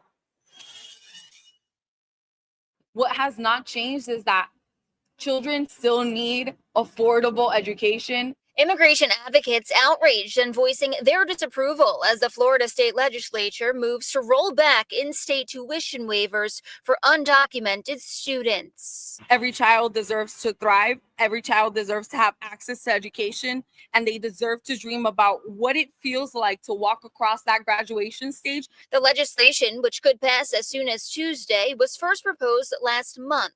It all comes as lawmakers look to crack down on immigration and the systems they believe incentivize it. And it's really sad that the people that they're targeting right now is youth. The educational reform, just one of many immigration proposals being discussed in this week's special session in Tallahassee. Our governor is pushing to make students once again the forefront of a power struggle with the state legislature. The in-state tuition waiver was first passed and signed into law back in 2014, receiving the backing of Lieutenant Governor Jeanette Nunez. But over the weekend, the Lieutenant Governor changing her tune, writing on X, "It's time to repeal this law. It has served its purpose and run its course." The Lieutenant Governor is bowing down to the pressure of an increasingly erratic governor.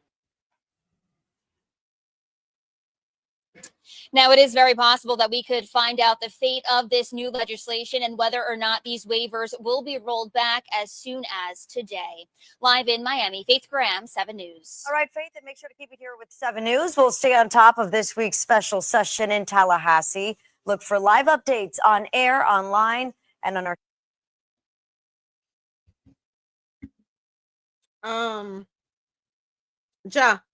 Guns aren't important. Women's bodies and immigrants are on the top of the list. Children, immigrant children.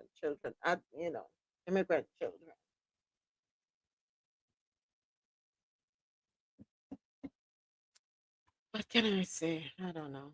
Next, Trump is offering federal workers buyouts with about 8 months' pay in effort to shrink the government.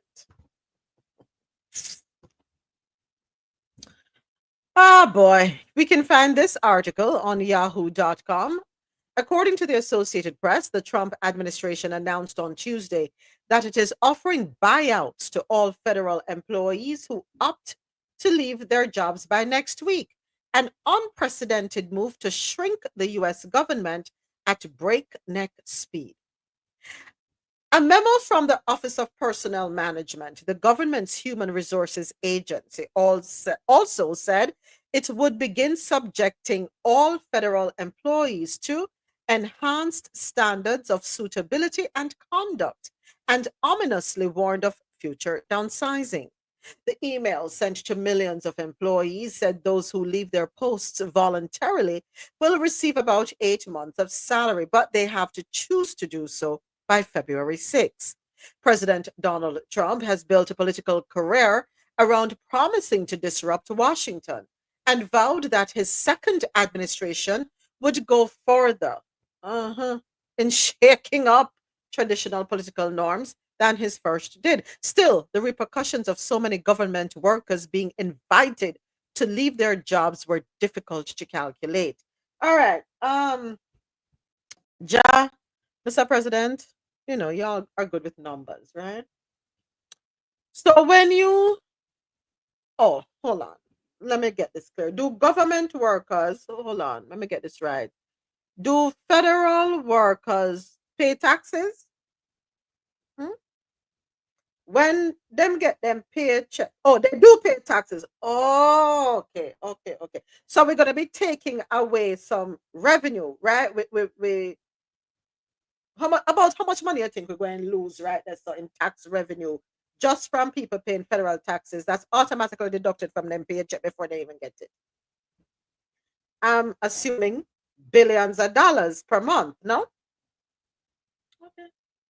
So when you couple that reduction in revenue, so that the kitty not filling up like it used to, and you couple that with a 90-something billion dollars that's pumped in, thank you to the undocumented folks who are not lazy, because if they were lazy and not working, we don't get the 90-something billion for pump into taxes. So we reducing the kitty somewhere. Where the money gonna come from? And when you drop the tariffs on the imported goods and people can't afford them, is it? Hold on. I can't. Help me. major in accounting. Or Daniel, me never major in accounting. Nor economics. Me major in a 1 plus 1 equal what? 11.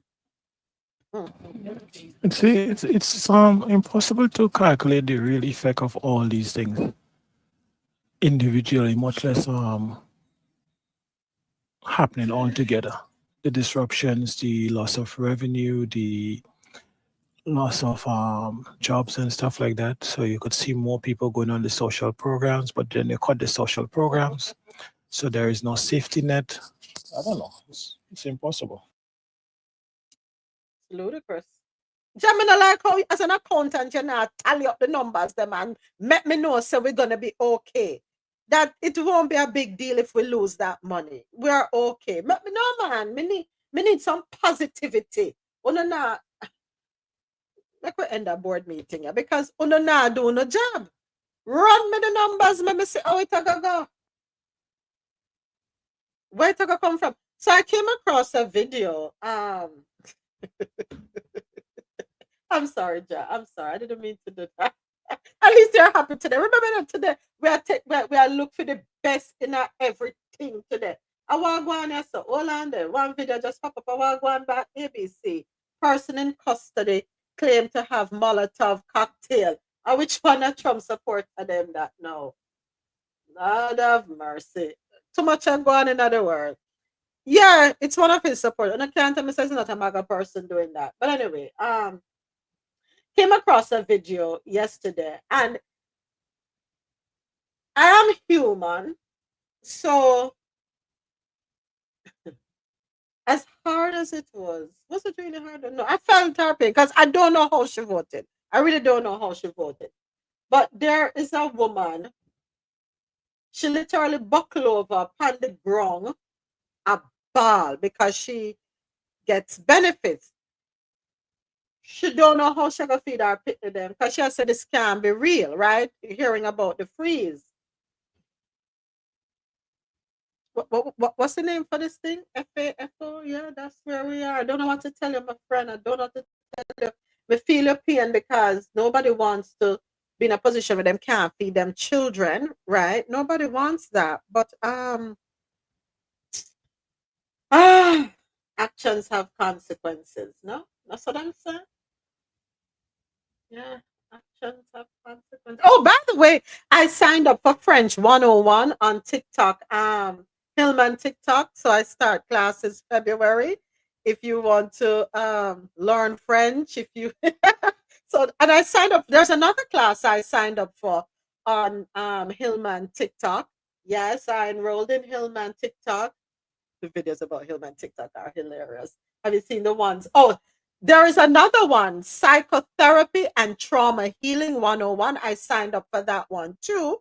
And the reason I signed up for that one is because I want to have a deeper understanding into people's psyche who have trauma, who have experienced trauma, and what causes them to behave the way they do. So I signed up for that class too. There's another class I signed up for. Oh Lord, I forgot. So Father, forgive me. Yes, it is free. It is free. Hillman, HILLLMAN. Hillman TikTok. Yeah. So here's the one for French. If anybody wants to sign up for this one. I am Professor Lily, your French teacher here. Je suis super contente de voir que vous êtes si nombreux à vouloir apprendre le français. If you're only now bumping into this video, it is not too late to join the class as we will officially start the semester on February the 3rd. Je suis en train de finir la préparation de votre corpus et du matériel que nous allons utiliser. And I'm so excited to make this class as efficient as possible. Even on here, pour répondre à la question du commentaire, it's okay if you're a beginner because this class is for beginners. So if it's your first French class or if you left your last French class in high school, you're at the right place. J'ai hâte de commencer le semestre, alors préparez-vous pour le 3 février. So I have to go practice the nasal sound. But James, you should know French. You know, you're up there in Canada. You should know some French. And then this is the one for the psychotherapy students. My name is Roman Zanoni. I am going to be your professor for this course, Psychotherapy and Trauma Healing 101. In this course, I'm going to be teaching you how to heal your own childhood trauma, as well as to be able to help others with their trauma, anxiety, depression, low self-esteem, low self-worth. You will learn how to solve these for yourself and how to heal them in your clients. Throughout the course, we're going to be learning not only about narcissistic personality disorder and complex post-traumatic stress disorder, but how you can resolve emotional dysregulation, low self-worth, low self-esteem, loss of self, and find your purpose. We'll be covering how to cure your own anxiety, depression, anger, how to cure extreme thinking, critical thinking, shame, and as I said, low self-worth, low self-esteem, self-confidence, and finding yourself and your purpose. If the engagement is good, because the students are liking and saving the classes, and by the way, you can also download the classes in case this isn't available anymore on TikTok in the future. Then I will go into a 102 course, which will teach you more advanced techniques for handling dissociation, caring for the body, caring for the mind, relationships, sexuality, trust, forgiveness, loneliness, codependency, boundaries, and how to defeat a narcissist. This class is going to not go slow. I am going to move very quickly, so make sure you are taking notes. All right, so check out Eyes Job. It's a plethora of courses that we can take on TikTok. I appreciate it because yeah, you learn what you can where you can. Let me check the chat. AT says if something on the net is free, you are the product. Ah, there could be some truth to that, but you know what? I'm gonna celebrate it. I'm gonna take it as a win. There are investment courses. There are some. Oh my gosh, I went through so many. Went through so many. But I said, you know what? Let me learn the French. Let me get back with French. I did 2 years of French in high school. Wasted my time. But I said, let me go back to the French, and I might be moving to Martinique. I don't know where in the world I'm going to end up. If you end up in a country in Africa, some countries in Africa they do speak French. So you want to be able to move around and communicate. Ja, it is TikTok, and these are professors, real professors, by the way. These are real professors who are teaching, qualified people teaching. It's not no somebody just get up and decide, okay, I'm gonna teach you Spanish and come uno, dos, tres, cuatro, cinco, seis. No, these are real teachers, real professors. Check it out on Hillman Talk University. Just type that or Hill Talk. Don't forget the name. What is school me enrolling at? Lord forgive me. Looks like I'm a dropout real quick, right? I never remember the name of the school. Why, my body? Oh, Lord have mercy. All right. Keeping it moving. Next up. So we did the federal worker buyouts. How do we feel about that, though? How do we feel about that? Seriously, I was here crunching numbers. I'm sure many of the federal workers have been employed for years. Years. And then you're going to say, we'll pay you through to September, 7 months, 7, 8 months, whatever. You have until February, such and such a date. All right. And what happens if you decide that you don't want to take advantage, quote unquote, of the opportunity that has been extended? Now, when we shrink the government, will the government work efficiently and effectively? Yes, we talk about cutting costs to save money, but are we making the right decision here? Was this properly thought out? What are the consequences of shrinking the government? Or is it that we're shrinking it to ramp up? You know how some companies like to do layoffs and then they have hiring events afterwards? Is that the case here? I'm curious. I really am curious. So you wanted them all to come back to the office to tell them to make a decision. Okay, I'm trying to find out. Majority of federal agencies are likely to be downsized. The memo also says Trump will insist on excellence at every level. Uh, uh, how are you going to? Okay, that is the model discussed on the news today. Okay, how are you going to insist on excellence at every level? Just a question. Um, Employees will be subject to enhanced standards of suitability and conduct as we move forward. What does that mean? Enhanced standards of suitability. What are these suitability standards that employees will have to meet? Suitability standards, standards of suitability and conduct as we move forward. If you resign under the program, you will retain all pay and benefits regardless of your daily workload and will be exempted from all applicable in-person work requirements until September 30. If you wish to resign, simply select reply. You must reply from your government account. Type the word resign into the body of the email and hit send. That's it.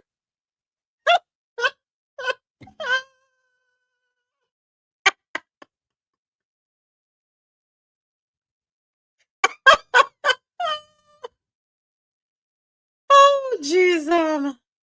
You know what?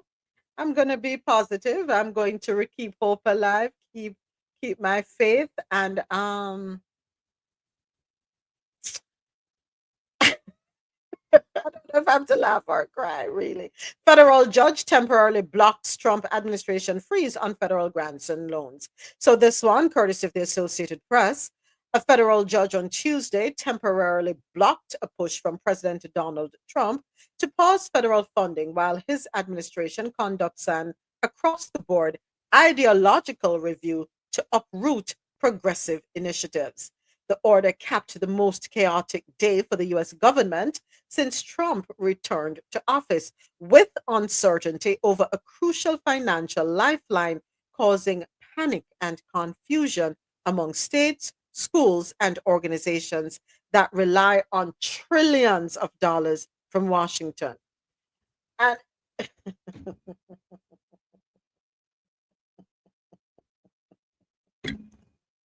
here is the thing. How did the federal government end up with the trillions of dollars? That's the question I would like to ask. How did the federal, and it's a rhetorical question, right? How did the federal government end up with the trillions of dollars? It just fall out of the sky? Did they go into the fields and pick the fabric? Because money isn't paper, right? It's actually fabric.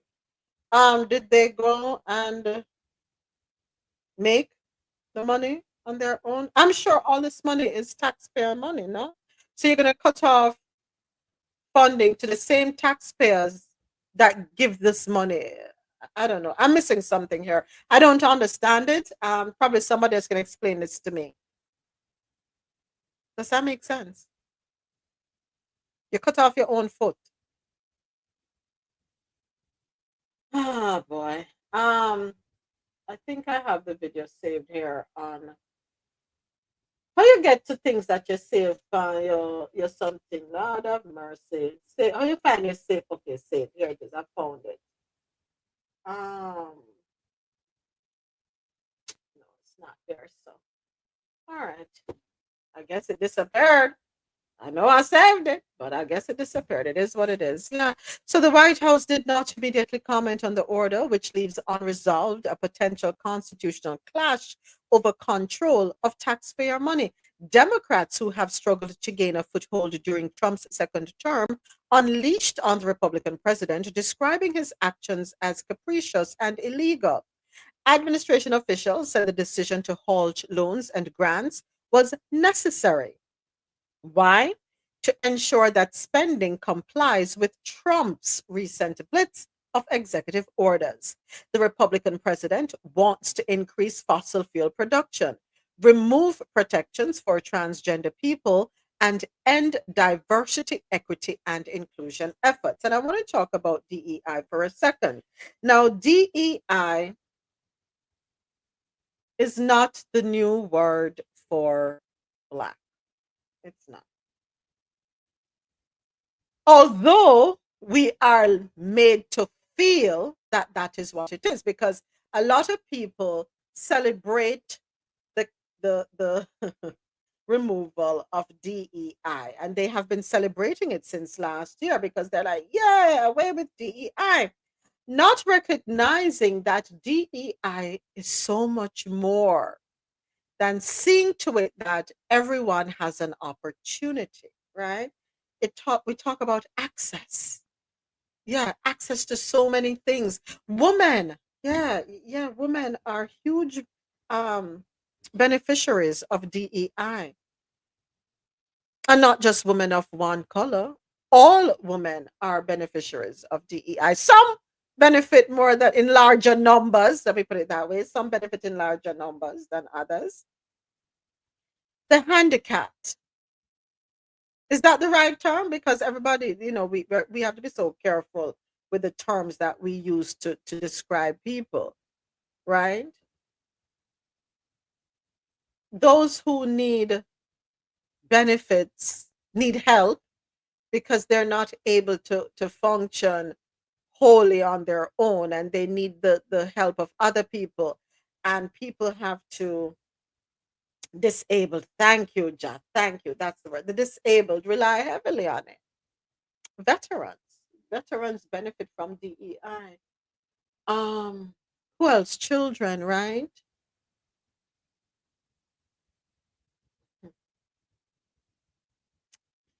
Yeah, yeah, it is what it is. We are in the FAFO season. What can I say? I mean, I I'm starting to really feel bad for people who made poor judgment calls because they allowed hatred to be the deciding factor, that they were not listening. They were deaf. They were deaf. Their hearts were hardened. Kind of remind of the story of Pharaoh and the Israelites when they were in Egypt, right? Yeah. Yeah. Secretary said at the podium earlier, I believe it is my duty to report to you the truth of what actually happened today in Illinois. Donald Trump's administration is lying to you. The White House's attempt to walk back what they did today does not match what we saw on the ground. They assured us that Medicaid would not be affected. That was a lie. Our state agencies were unable to access the Medicaid system until an hour ago, preventing payments for services. And this has been reported from states across the nation. When we reached out to federal agencies, they informed us that they have been directed not to discuss any guidance with states. They have canceled previously scheduled meetings for this week. The White House assured us that Head Start would not be affected. That was a lie. Providers across the state experienced outages, and some were unable to make their payroll. They assured us that they were doing nothing to take away individual assistance from the most vulnerable people in our state, but they refused to say that they would restore LIHEAP, the Low-Income Housing Energy Assistance Program, payments to support the unemployment system, and Meals on Wheels. These are programs that hundreds of thousands of Illinoisans depend on: children, seniors, veterans, working parents. Let's just be clear about what happened over the last 24 hours. At 7:42 p.m. last night, we saw a memo from the White House saying that they were pausing federal funding across the board. This morning, along with all 50 states across the country, we discovered that our ability to access critical federal funding had been cut off. And now the administration would like us to believe that these were just coincidental website outages. Donald Trump and his administration have not earned the benefit of the doubt. They are either lying to us or they are critically incompetent.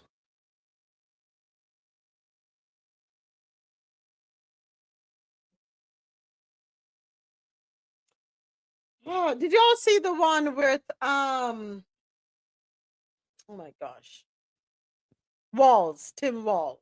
Oh, he went in. He went in. He was upset. Upset. Oh, you didn't see that one? Yeah, trying to see if I find that one.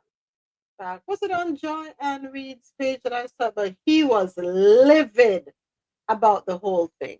Livid. Hmm.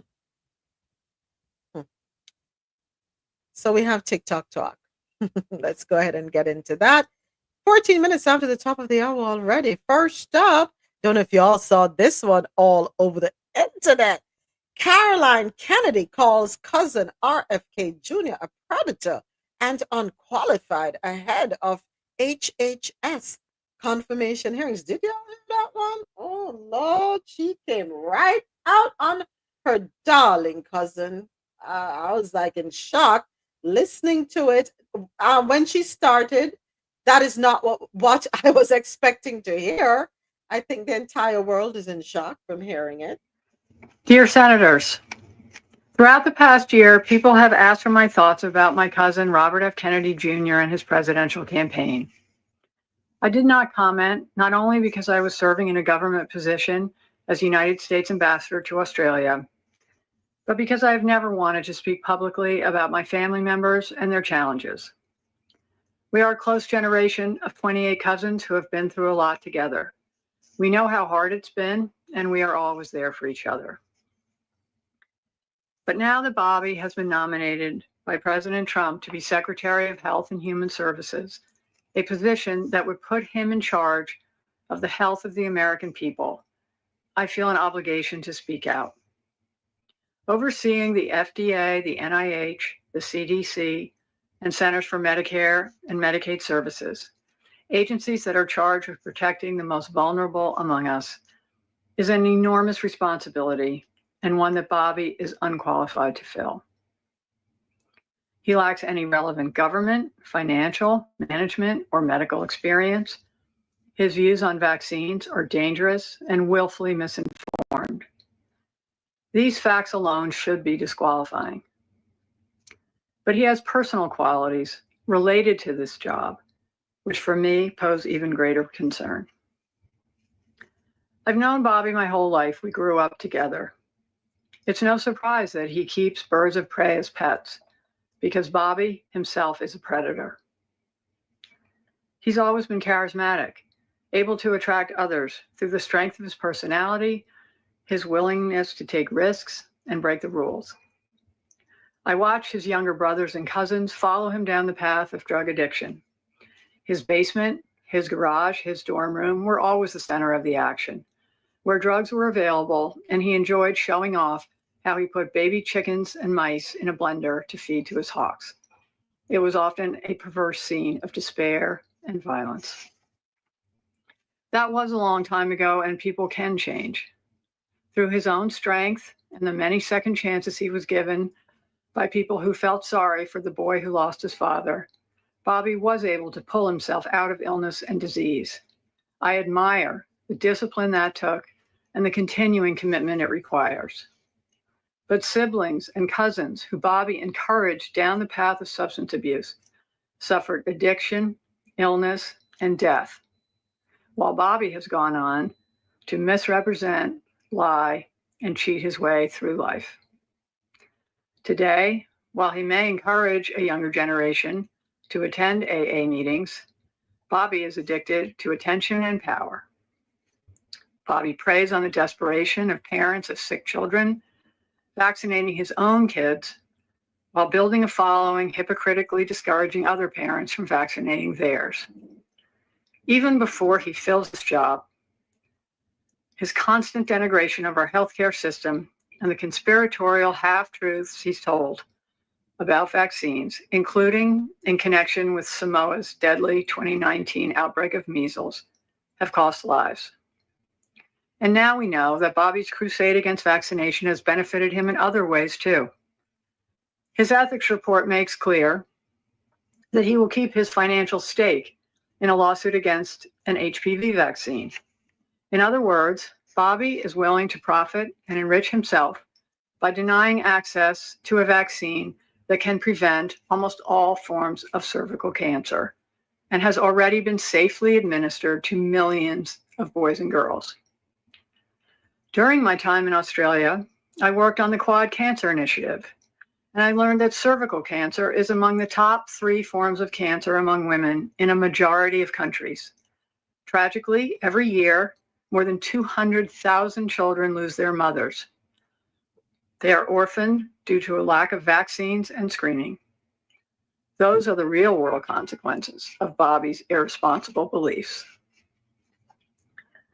We are a close family, and none of that is easy to say. It also wasn't easy to remain silent last year when Bobby expropriated my father's image and distorted President Kennedy's legacy to advance his own failed presidential campaign, and then groveled to Donald Trump for a job.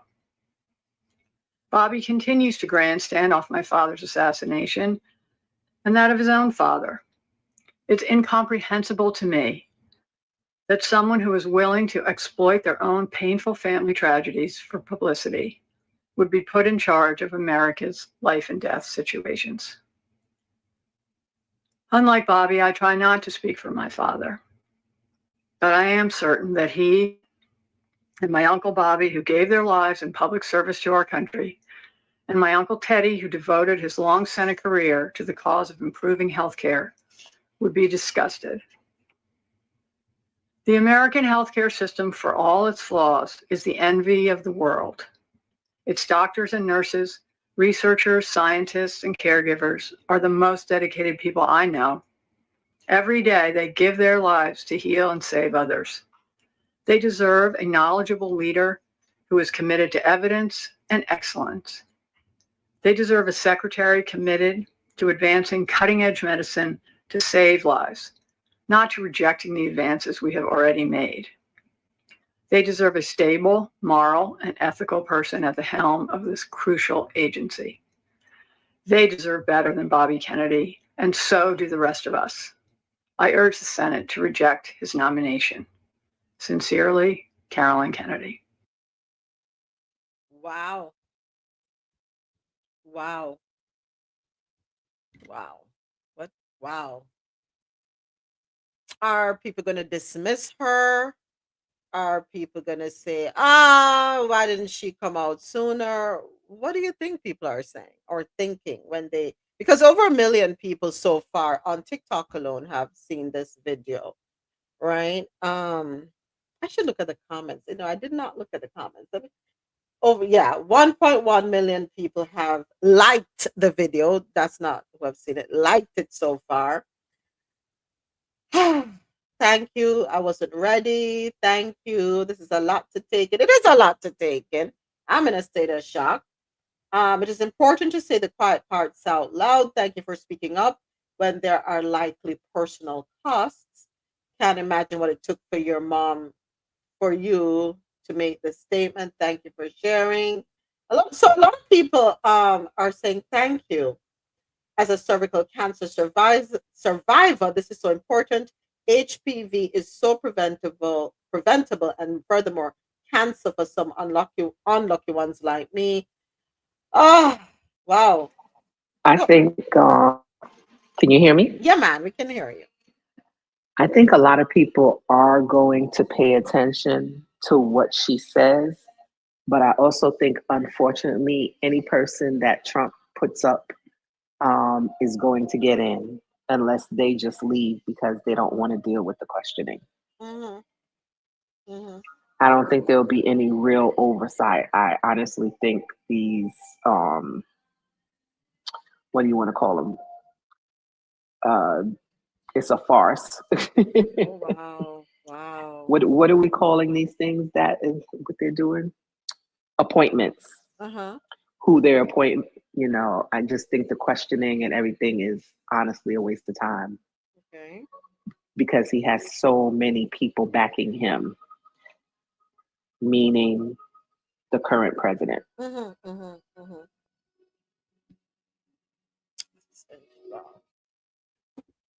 Well, pay attention, but I agree with you, Ja. I don't think because Peter Hegseth went in, right? Yes, he did.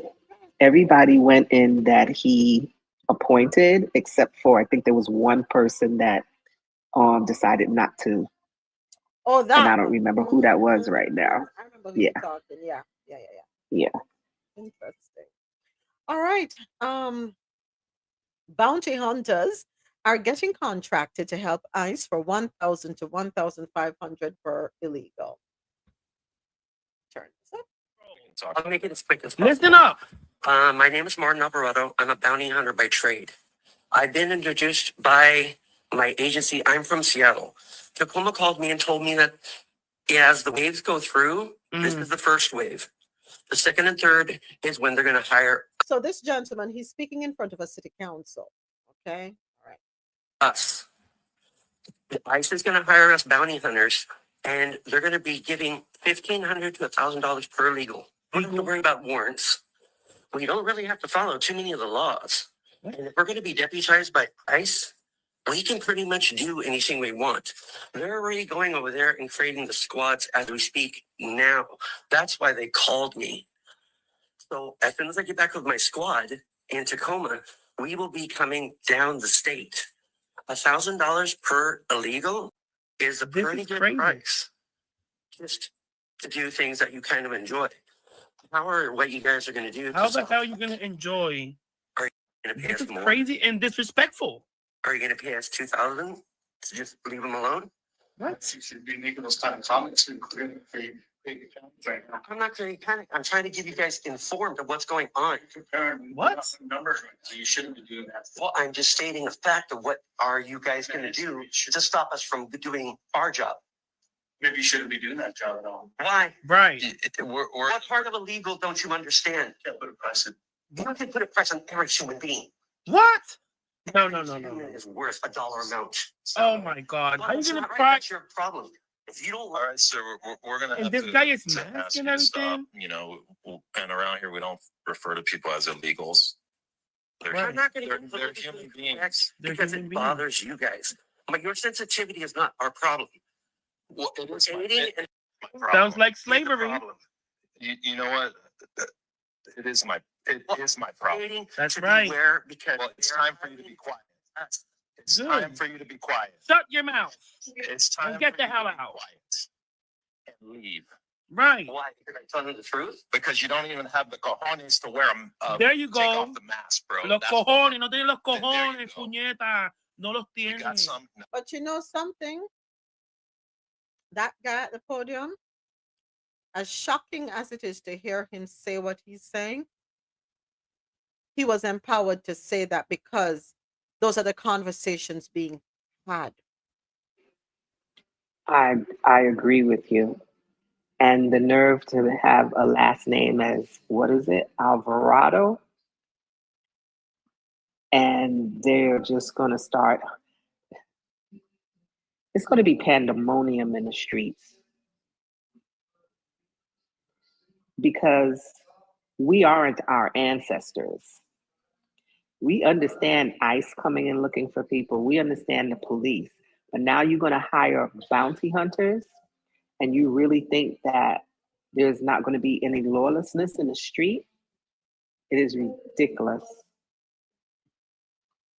Totally ridiculous. I yield moments. I don't give two that families are being separated if somebody's getting deported. I actually find it hilarious. It gives me a great deal of comfort. I have no sympathy that your child might grow up without a father because he got sent back to Mexico or whatever. I mean, y'all are welcome to go with them. Don't forget that's an option. That's a choice that you're making, right? I don't have any sympathy for your little videos that you're making on social media with all the tears. I can't really say what I really want to say on this app because I will get mass reported and probably lose my account. So I'll say this in the most PG way possible for y'all to understand. I hope your spirit never finds peace. So we are not our ancestors. That's what I got to say. We are not our ancestors. There, and that gentleman, I shouldn't even call him a gentleman. That man that stood up in the city council and was talking, was he wrong when he said there's a price for every one of us? What do you mean by that? He's wrong. There is a price for every one of us. We just don't know it. We sit here and we think there isn't a price on our head. But for him to come out and say that, he knows what he's talking about. It's conversations that have been had, Ja. We don't But like it. did you also hear him say, if you can beat that price, he'll leave you alone? Okay. Okay. You heard that part, right? Yeah, I heard it. So in other words, he's saying, if I am paid $1,000 or $1,500 to pick you up, but if you can give me $2,000, I'll leave you alone. Everybody is for sale. I have been saying this for the longest while. That's how Yes, they you think have. of us. Yes, you have. That's how they think about all of us. There have been so many videos circulating about the social security numbers that we have and the value attached. We are simple numbers. We're not humans. And the sooner we understand that, the better. And then that will force us to recognize we are all alike. We're more alike than we are more different. We are allowing them to divide us when the problem is not us against each other. The problem is them against us. But we busy fighting against each other. Who better than who? If we would only just come together and recognize. See, those are the conversations. We will pay you to pick up them illegals, and that's how they classify immigrants, as illegals. That's how immigrants are classified. No decency, no respect, nothing humane about the situation. But what we didn't hear is if they're going to be supplied with a list, or they are just going to decide who is illegal from who isn't. So, did you know that Donald Trump tried to pull Salma Hayek? I didn't know Is that. that the reason why Donald Trump has a thing against Mexicans? Donald Trump tried to pull Salma Hayek, and she curved him. Look at Is it this. true that Donald Trump asked you on a date? Yeah. It was in an event with my boyfriend. Uh-huh. Oh, wow. Okay. And then he became, I went like this, like I'm calling, he put his jacket on. He said hello, he presented himself, super nice. And then he's like, if you guys are in New York, you can come to Atlantic City, give me your numbers. Now he's calling and he's inviting me out, and it's just me, and I said, what about my boyfriend? Am I crazy? Are you asking me out? You know I have a boyfriend. Right. He's not good enough for you. He's not important. He's not big enough for you. You have to go out with me. Oh, wow. Listen, let me tell you this. I'm 100% sure that the boyfriend was Latino. I'm 100% sure that the boyfriend was Latino. You know what's funny about this? I went under the comment section of the video. It turns out that Donald Trump tried to pull other Latinas, and they all curved him. They all curved him. This explains everything. This explains everything. When I saw that video, I'm like, no, I had to put it to the running show. We need a laugh. We need a laugh. I mean, he's bold, isn't he? Salma Hayek. Come on, he's ambitious. He is ambitious. And the other Latina woman that he tried to pull, I looked them up too. Very ambitious. I say, what I call it? I mean, my balls. So could it be that that's why he's perturbed with them? All right, last TikTok story. So, how to get African citizenship? Benin grants the African diaspora citizenship. Let's take a listen. Breaking news, Benin has just passed a law granting Afro-Americans and everyone in the African diaspora citizenship. Let's talk about it. In an effort to reconcile Benin's historical role in the transatlantic slave trade, President Patrice Talon has decided to grant everyone in the African diaspora citizenship, and it's actually quite groundbreaking. Now, Benin is nestled between Togo and Nigeria, and it's reported that 1.5 million enslaved Africans were trafficked to the Americas during the time of the transatlantic slave trade. And so, to appease the ancestors and to reconcile Benin's historical role and complacency in the transatlantic slave trade, the president, he is making this path easy for those in the African diaspora to come back and to invest in Benin. So, and it couldn't come at a better time. Here are the requirements. You must be 18 years or older. You cannot have African citizenship in any other African country. And lastly, you must provide proof that you are in fact a descendant of the enslaved Africans that were trafficked from anywhere in sub-Saharan Africa by providing DNA tests, family history, and family documents. Those are the documents that will be accepted if you in fact want to gain Benin citizenship. Now, in terms of passport power, the Benin passport ranks 81 out of 199. So it's not the best passport in the world, but it's also not the worst passport in the world. And there are 63 countries that give Benin passport holders visa-free access. And there are also a large list of countries that give Benin passport holders visa on arrival access, including the Philippines. Now, you can't use the passport to gain entry into the US or the EU. You would need a visa to enter into those countries if that was your only passport.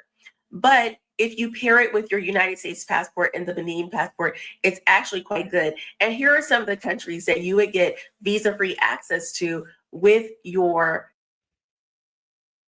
So, woo!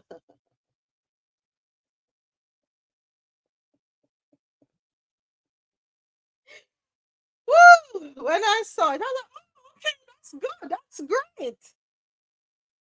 But then you want DNA, you want hold on. African country. And lastly, you must provide to come back and to invest in Benin. So, and it couldn't come at a better time. Here are the requirements. You must be 18 years or older. Check. You cannot have African citizenship in any other African country. Check. And lastly, you must provide proof that you are in fact a descendant of the enslaved Africans that were trafficked from anywhere in sub-Saharan Africa by providing DNA tests, family history, and family documents. Those are. So right there, I have to stay my ass in Jamaica. How many of us are able to provide paperwork?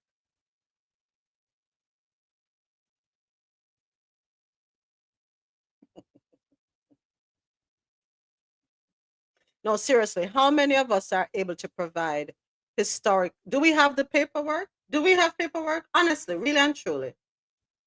How many of us have paperwork to trace all the way back to Benin? So right away, many of us are disqualified just on that thing alone.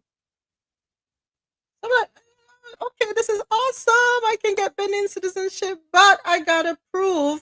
And number two, me not do no DNA test for no my.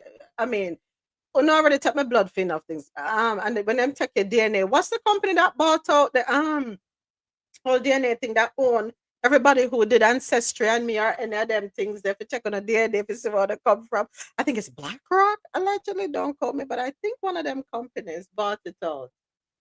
Yeah. All right. So let us say I do I'm 18. I'm over 18.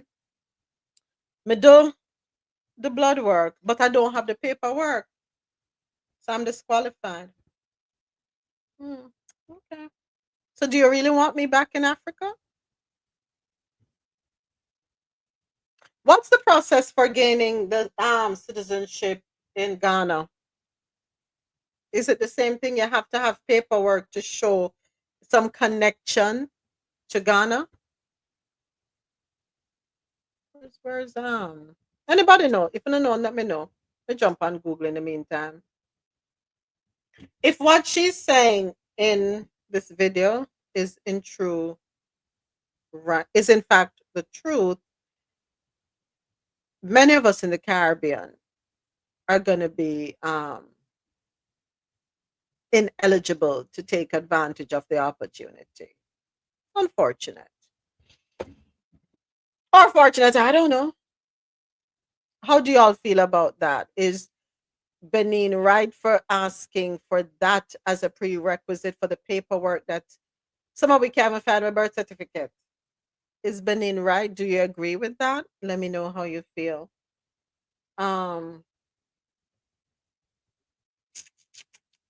What's the question I was looking up on Jesus. Okay, Ghana citizenship. There it is. So for Ghana, to become a citizen of Ghana, you must meet certain requirements. Residency, you must have lived in Ghana for at least 5 years. You must be of good character. You must be able to speak and understand an indigenous language of Ghana. You must have a current or indefinite residence permit. You must intend to reside permanently in Ghana. If you were born outside of Ghana, at least one of your parents or grandparents must have been a citizen of Ghana. All right, there again, I don't know. So those of us who don't know, where do we go?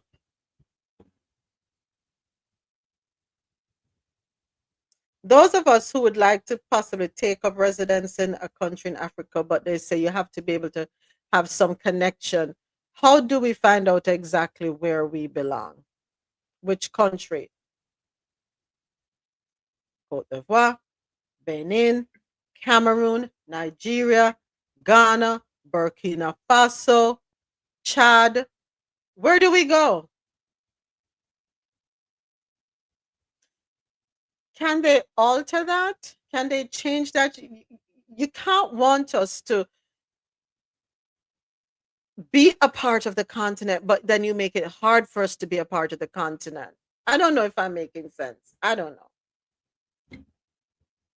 James, you let me know how you feel, or Mr. President, how do you feel? If I cannot provide a connection with the land, I mean with a particular country, I'm shut out. Is that what I'm hearing?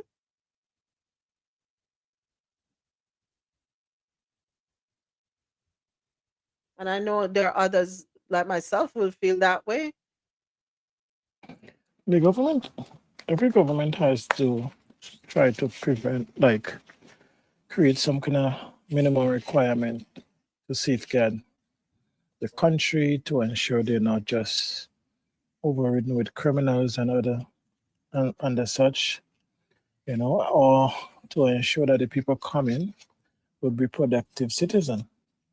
So there is some kind of threshold, but a lot of some of the stuff we see is just sometimes lip service to get some publicity, not a genuine effort to really get people. I think Ghana in the year of return had some probably favorable conditions. I don't know the details, so I don't want to speak on it. But yeah, the return to Africa thing has become a fad for some people and some governments and so on. So it's like a bandwagon effect. They jump on it. But I don't know. Because even if you look at the Caribbean, we like to talk about going back to Africa and stuff, but what programs we have Africans could come? Africans coming will get a lot of hostility from us too. So it's a double-edged sword. Yeah.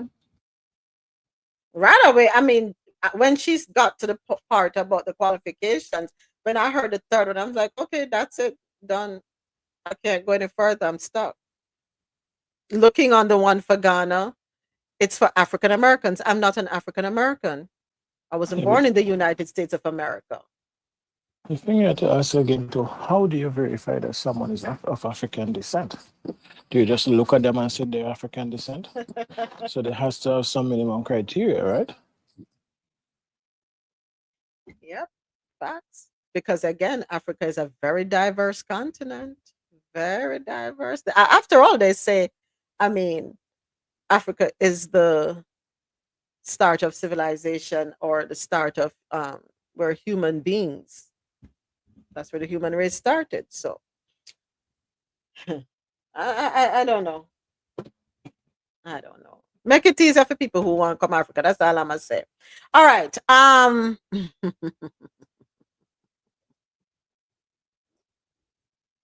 And especially folks are saying that they're tired of the US. If African Americans are saying they're tired of the US and they're tired of being told to go back where they come from and then want to go, somewhere. I think before we go to the whole go back home idea, what we need to do is open up Africa. Open up Africa, provide avenues for people to visit, go as tourists, experience it, and so on. Provide more incentives in that area and try to get more people. And then maybe you could take it to a next level for some people. And for those people who are there and experience it and want to stay, they have to try to work to make it easier for them also. But there is a lot of work to do in all areas. So thank you, Mr. President. It is a moment. If you have your citizenship, you're African American. That's not what's in my thing. It tell you clearly. Bounce and Jamaican. Interesting. All right. It's time for business and tech news. Brought to you by Grant Coffee House. The world's best coffee from our farms to your cup. It's Grant Coffee House. And our first story out of our business and tech segment, Google Maps will change the Gulf of Mexico to the Gulf of America. Do your thing, Google. I'm not hating anybody today. Mexico to the Gulf of America. The company's map feature will comply with President Trump's executive order to rename the Gulf. Google saying in a social media post that it has a long-standing practice of changing names that are updated in official government sources. The company will also change the name of Denali, America's highest peak, back to Mount McKinley. Those names will be tweaked when the government database is updated. Did Mexico agree to the change? What does Mexico have to say about the Gulf of Mexico being renamed to the Gulf of America? Have we heard from Scheinbaum and her team? Did they say, yeah, go ahead? Green light! Sounds like colonialism all over again. What are the boats going to be? We had Nina, Santa Maria, and what the other one the name that Christopher Columbus left out on after he got Pinta. The Pinta. Pinta La. Thank you, RoSolo. Pinta, La Nina, Santa Maria. What ships that come? Oh, no, it won't be ships this time. It'll be yachts.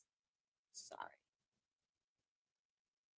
Gulf of America. I claim that right there. Put the flag in the ocean. It's ours.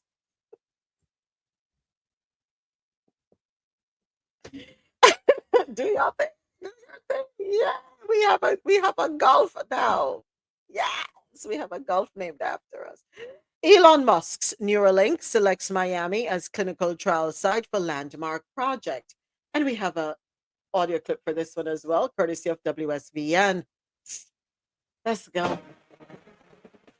President Elon Musk selecting South Florida for a landmark project. It's offering hope to those who are paralyzed. Simmons Joe Rhodes is live at the news desk with details. Joe. Exactly right, Belkis. This project is expected to help give people with paralysis in South Florida the ability to communicate with their minds.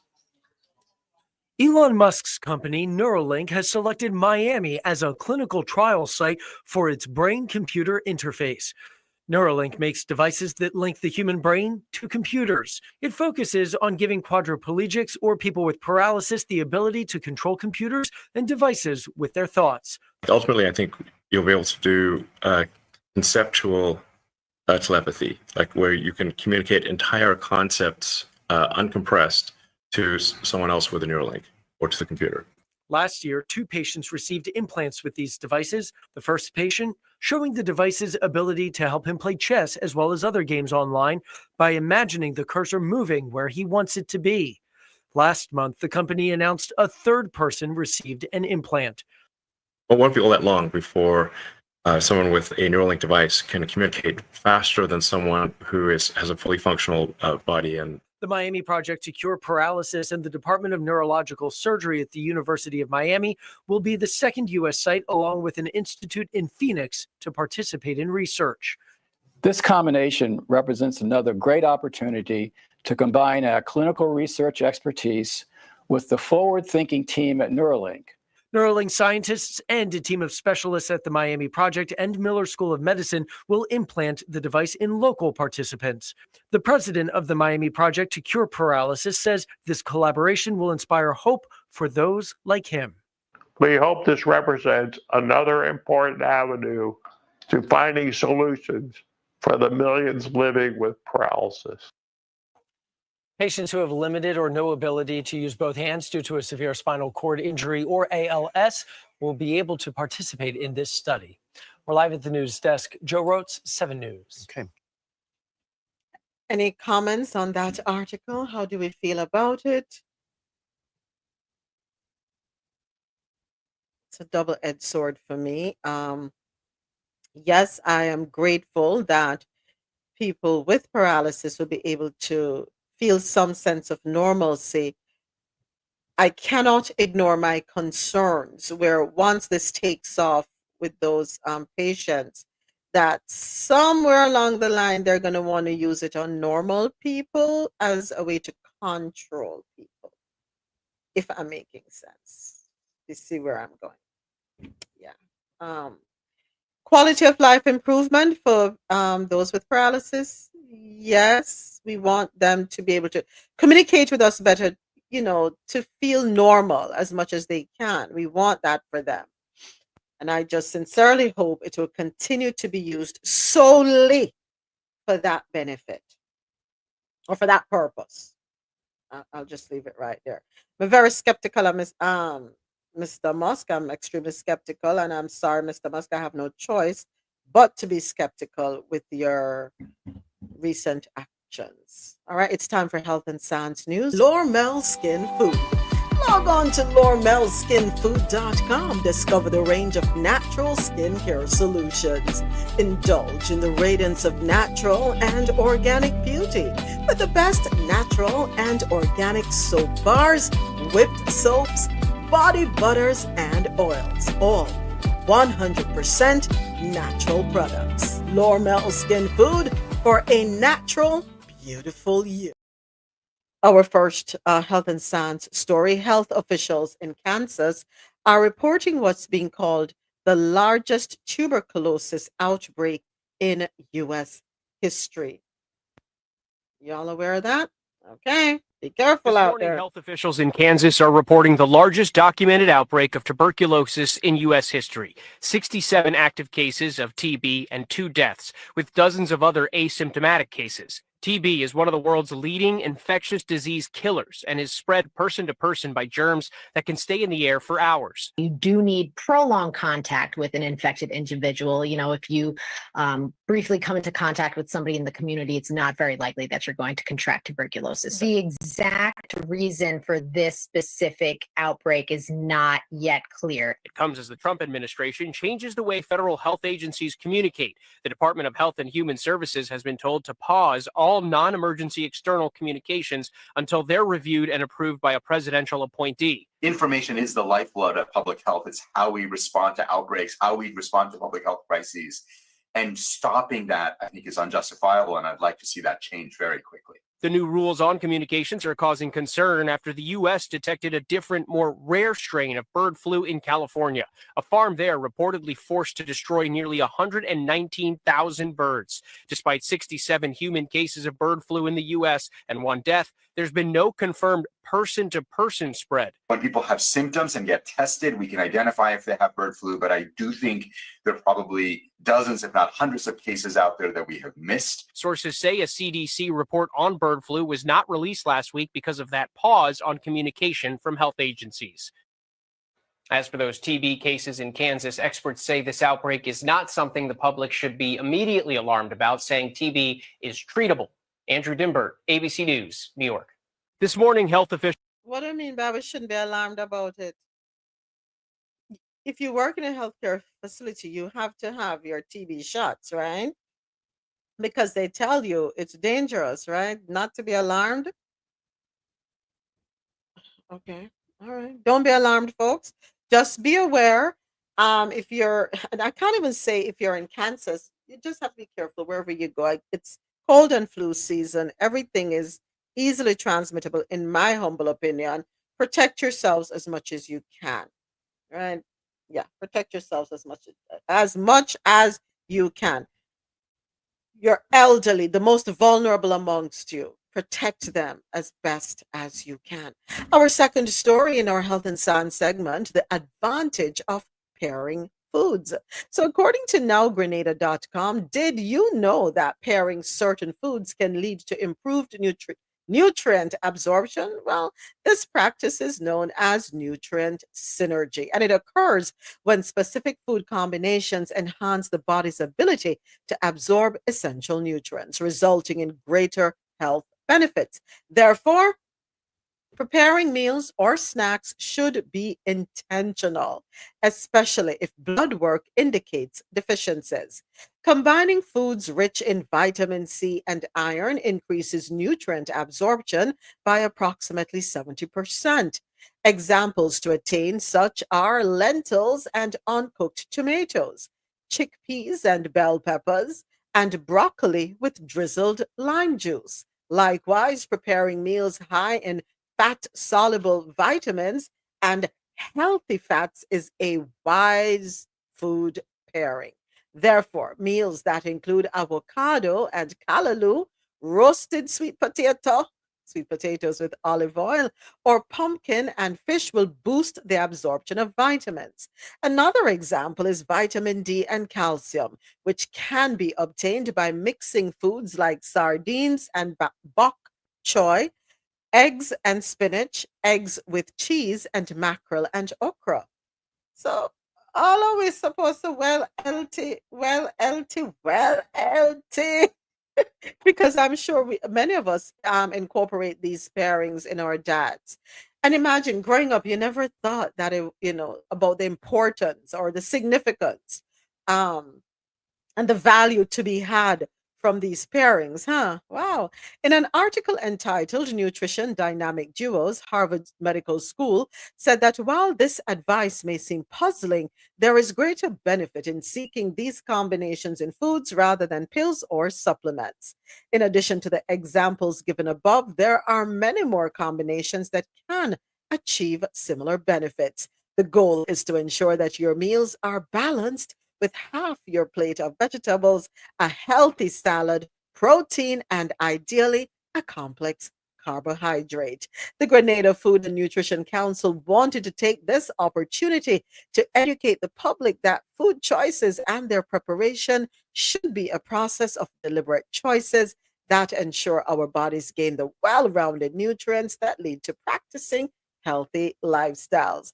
And that story brings us to the end of Coffee Into Live on YouTube. I want to say that, and as well as online. How could I forget? I want to say thank you so much to everyone who tuned in. YouTube Live, we will be back tomorrow morning. Tomorrow morning, we are going to test out going live at 9:30, getting ready to go live next week at 9:30. So we're going to do a live test tomorrow. See if I can get the timing right. All right, so thank you once again for watching. Coffee in Tow is an interactive world news podcast. Hold on a second. Let me do this. Have yourselves a wonderful rest of the day. YouTube, be good to yourselves. Catch you tomorrow morning. And here we go. We are going to do Coffee in Tow is an interactive world news podcast, a dynamic and engaging live show that streams across multiple internet radio stations worldwide. This podcast brings you real-time news updates, in-depth analysis, and interactive discussions on global events, making you a part of the conversation no matter where you are. With a diverse range of expert guests and listener participation, it's your go-to source for staying informed and connected to the world. Coffee in Tow is brought to you in part by Lormel Skin Food. Log on to lormelskinfood.com. Discover the range of natural skincare solutions. Indulge in the radiance of natural and organic beauty with the best natural and organic soap bars, whipped soaps, body butters, and oils. All 100% natural products. Lormel Skin Food for a natural, beautiful you. The world's best coffee from our farms to your cup. It's Grand Coffee House.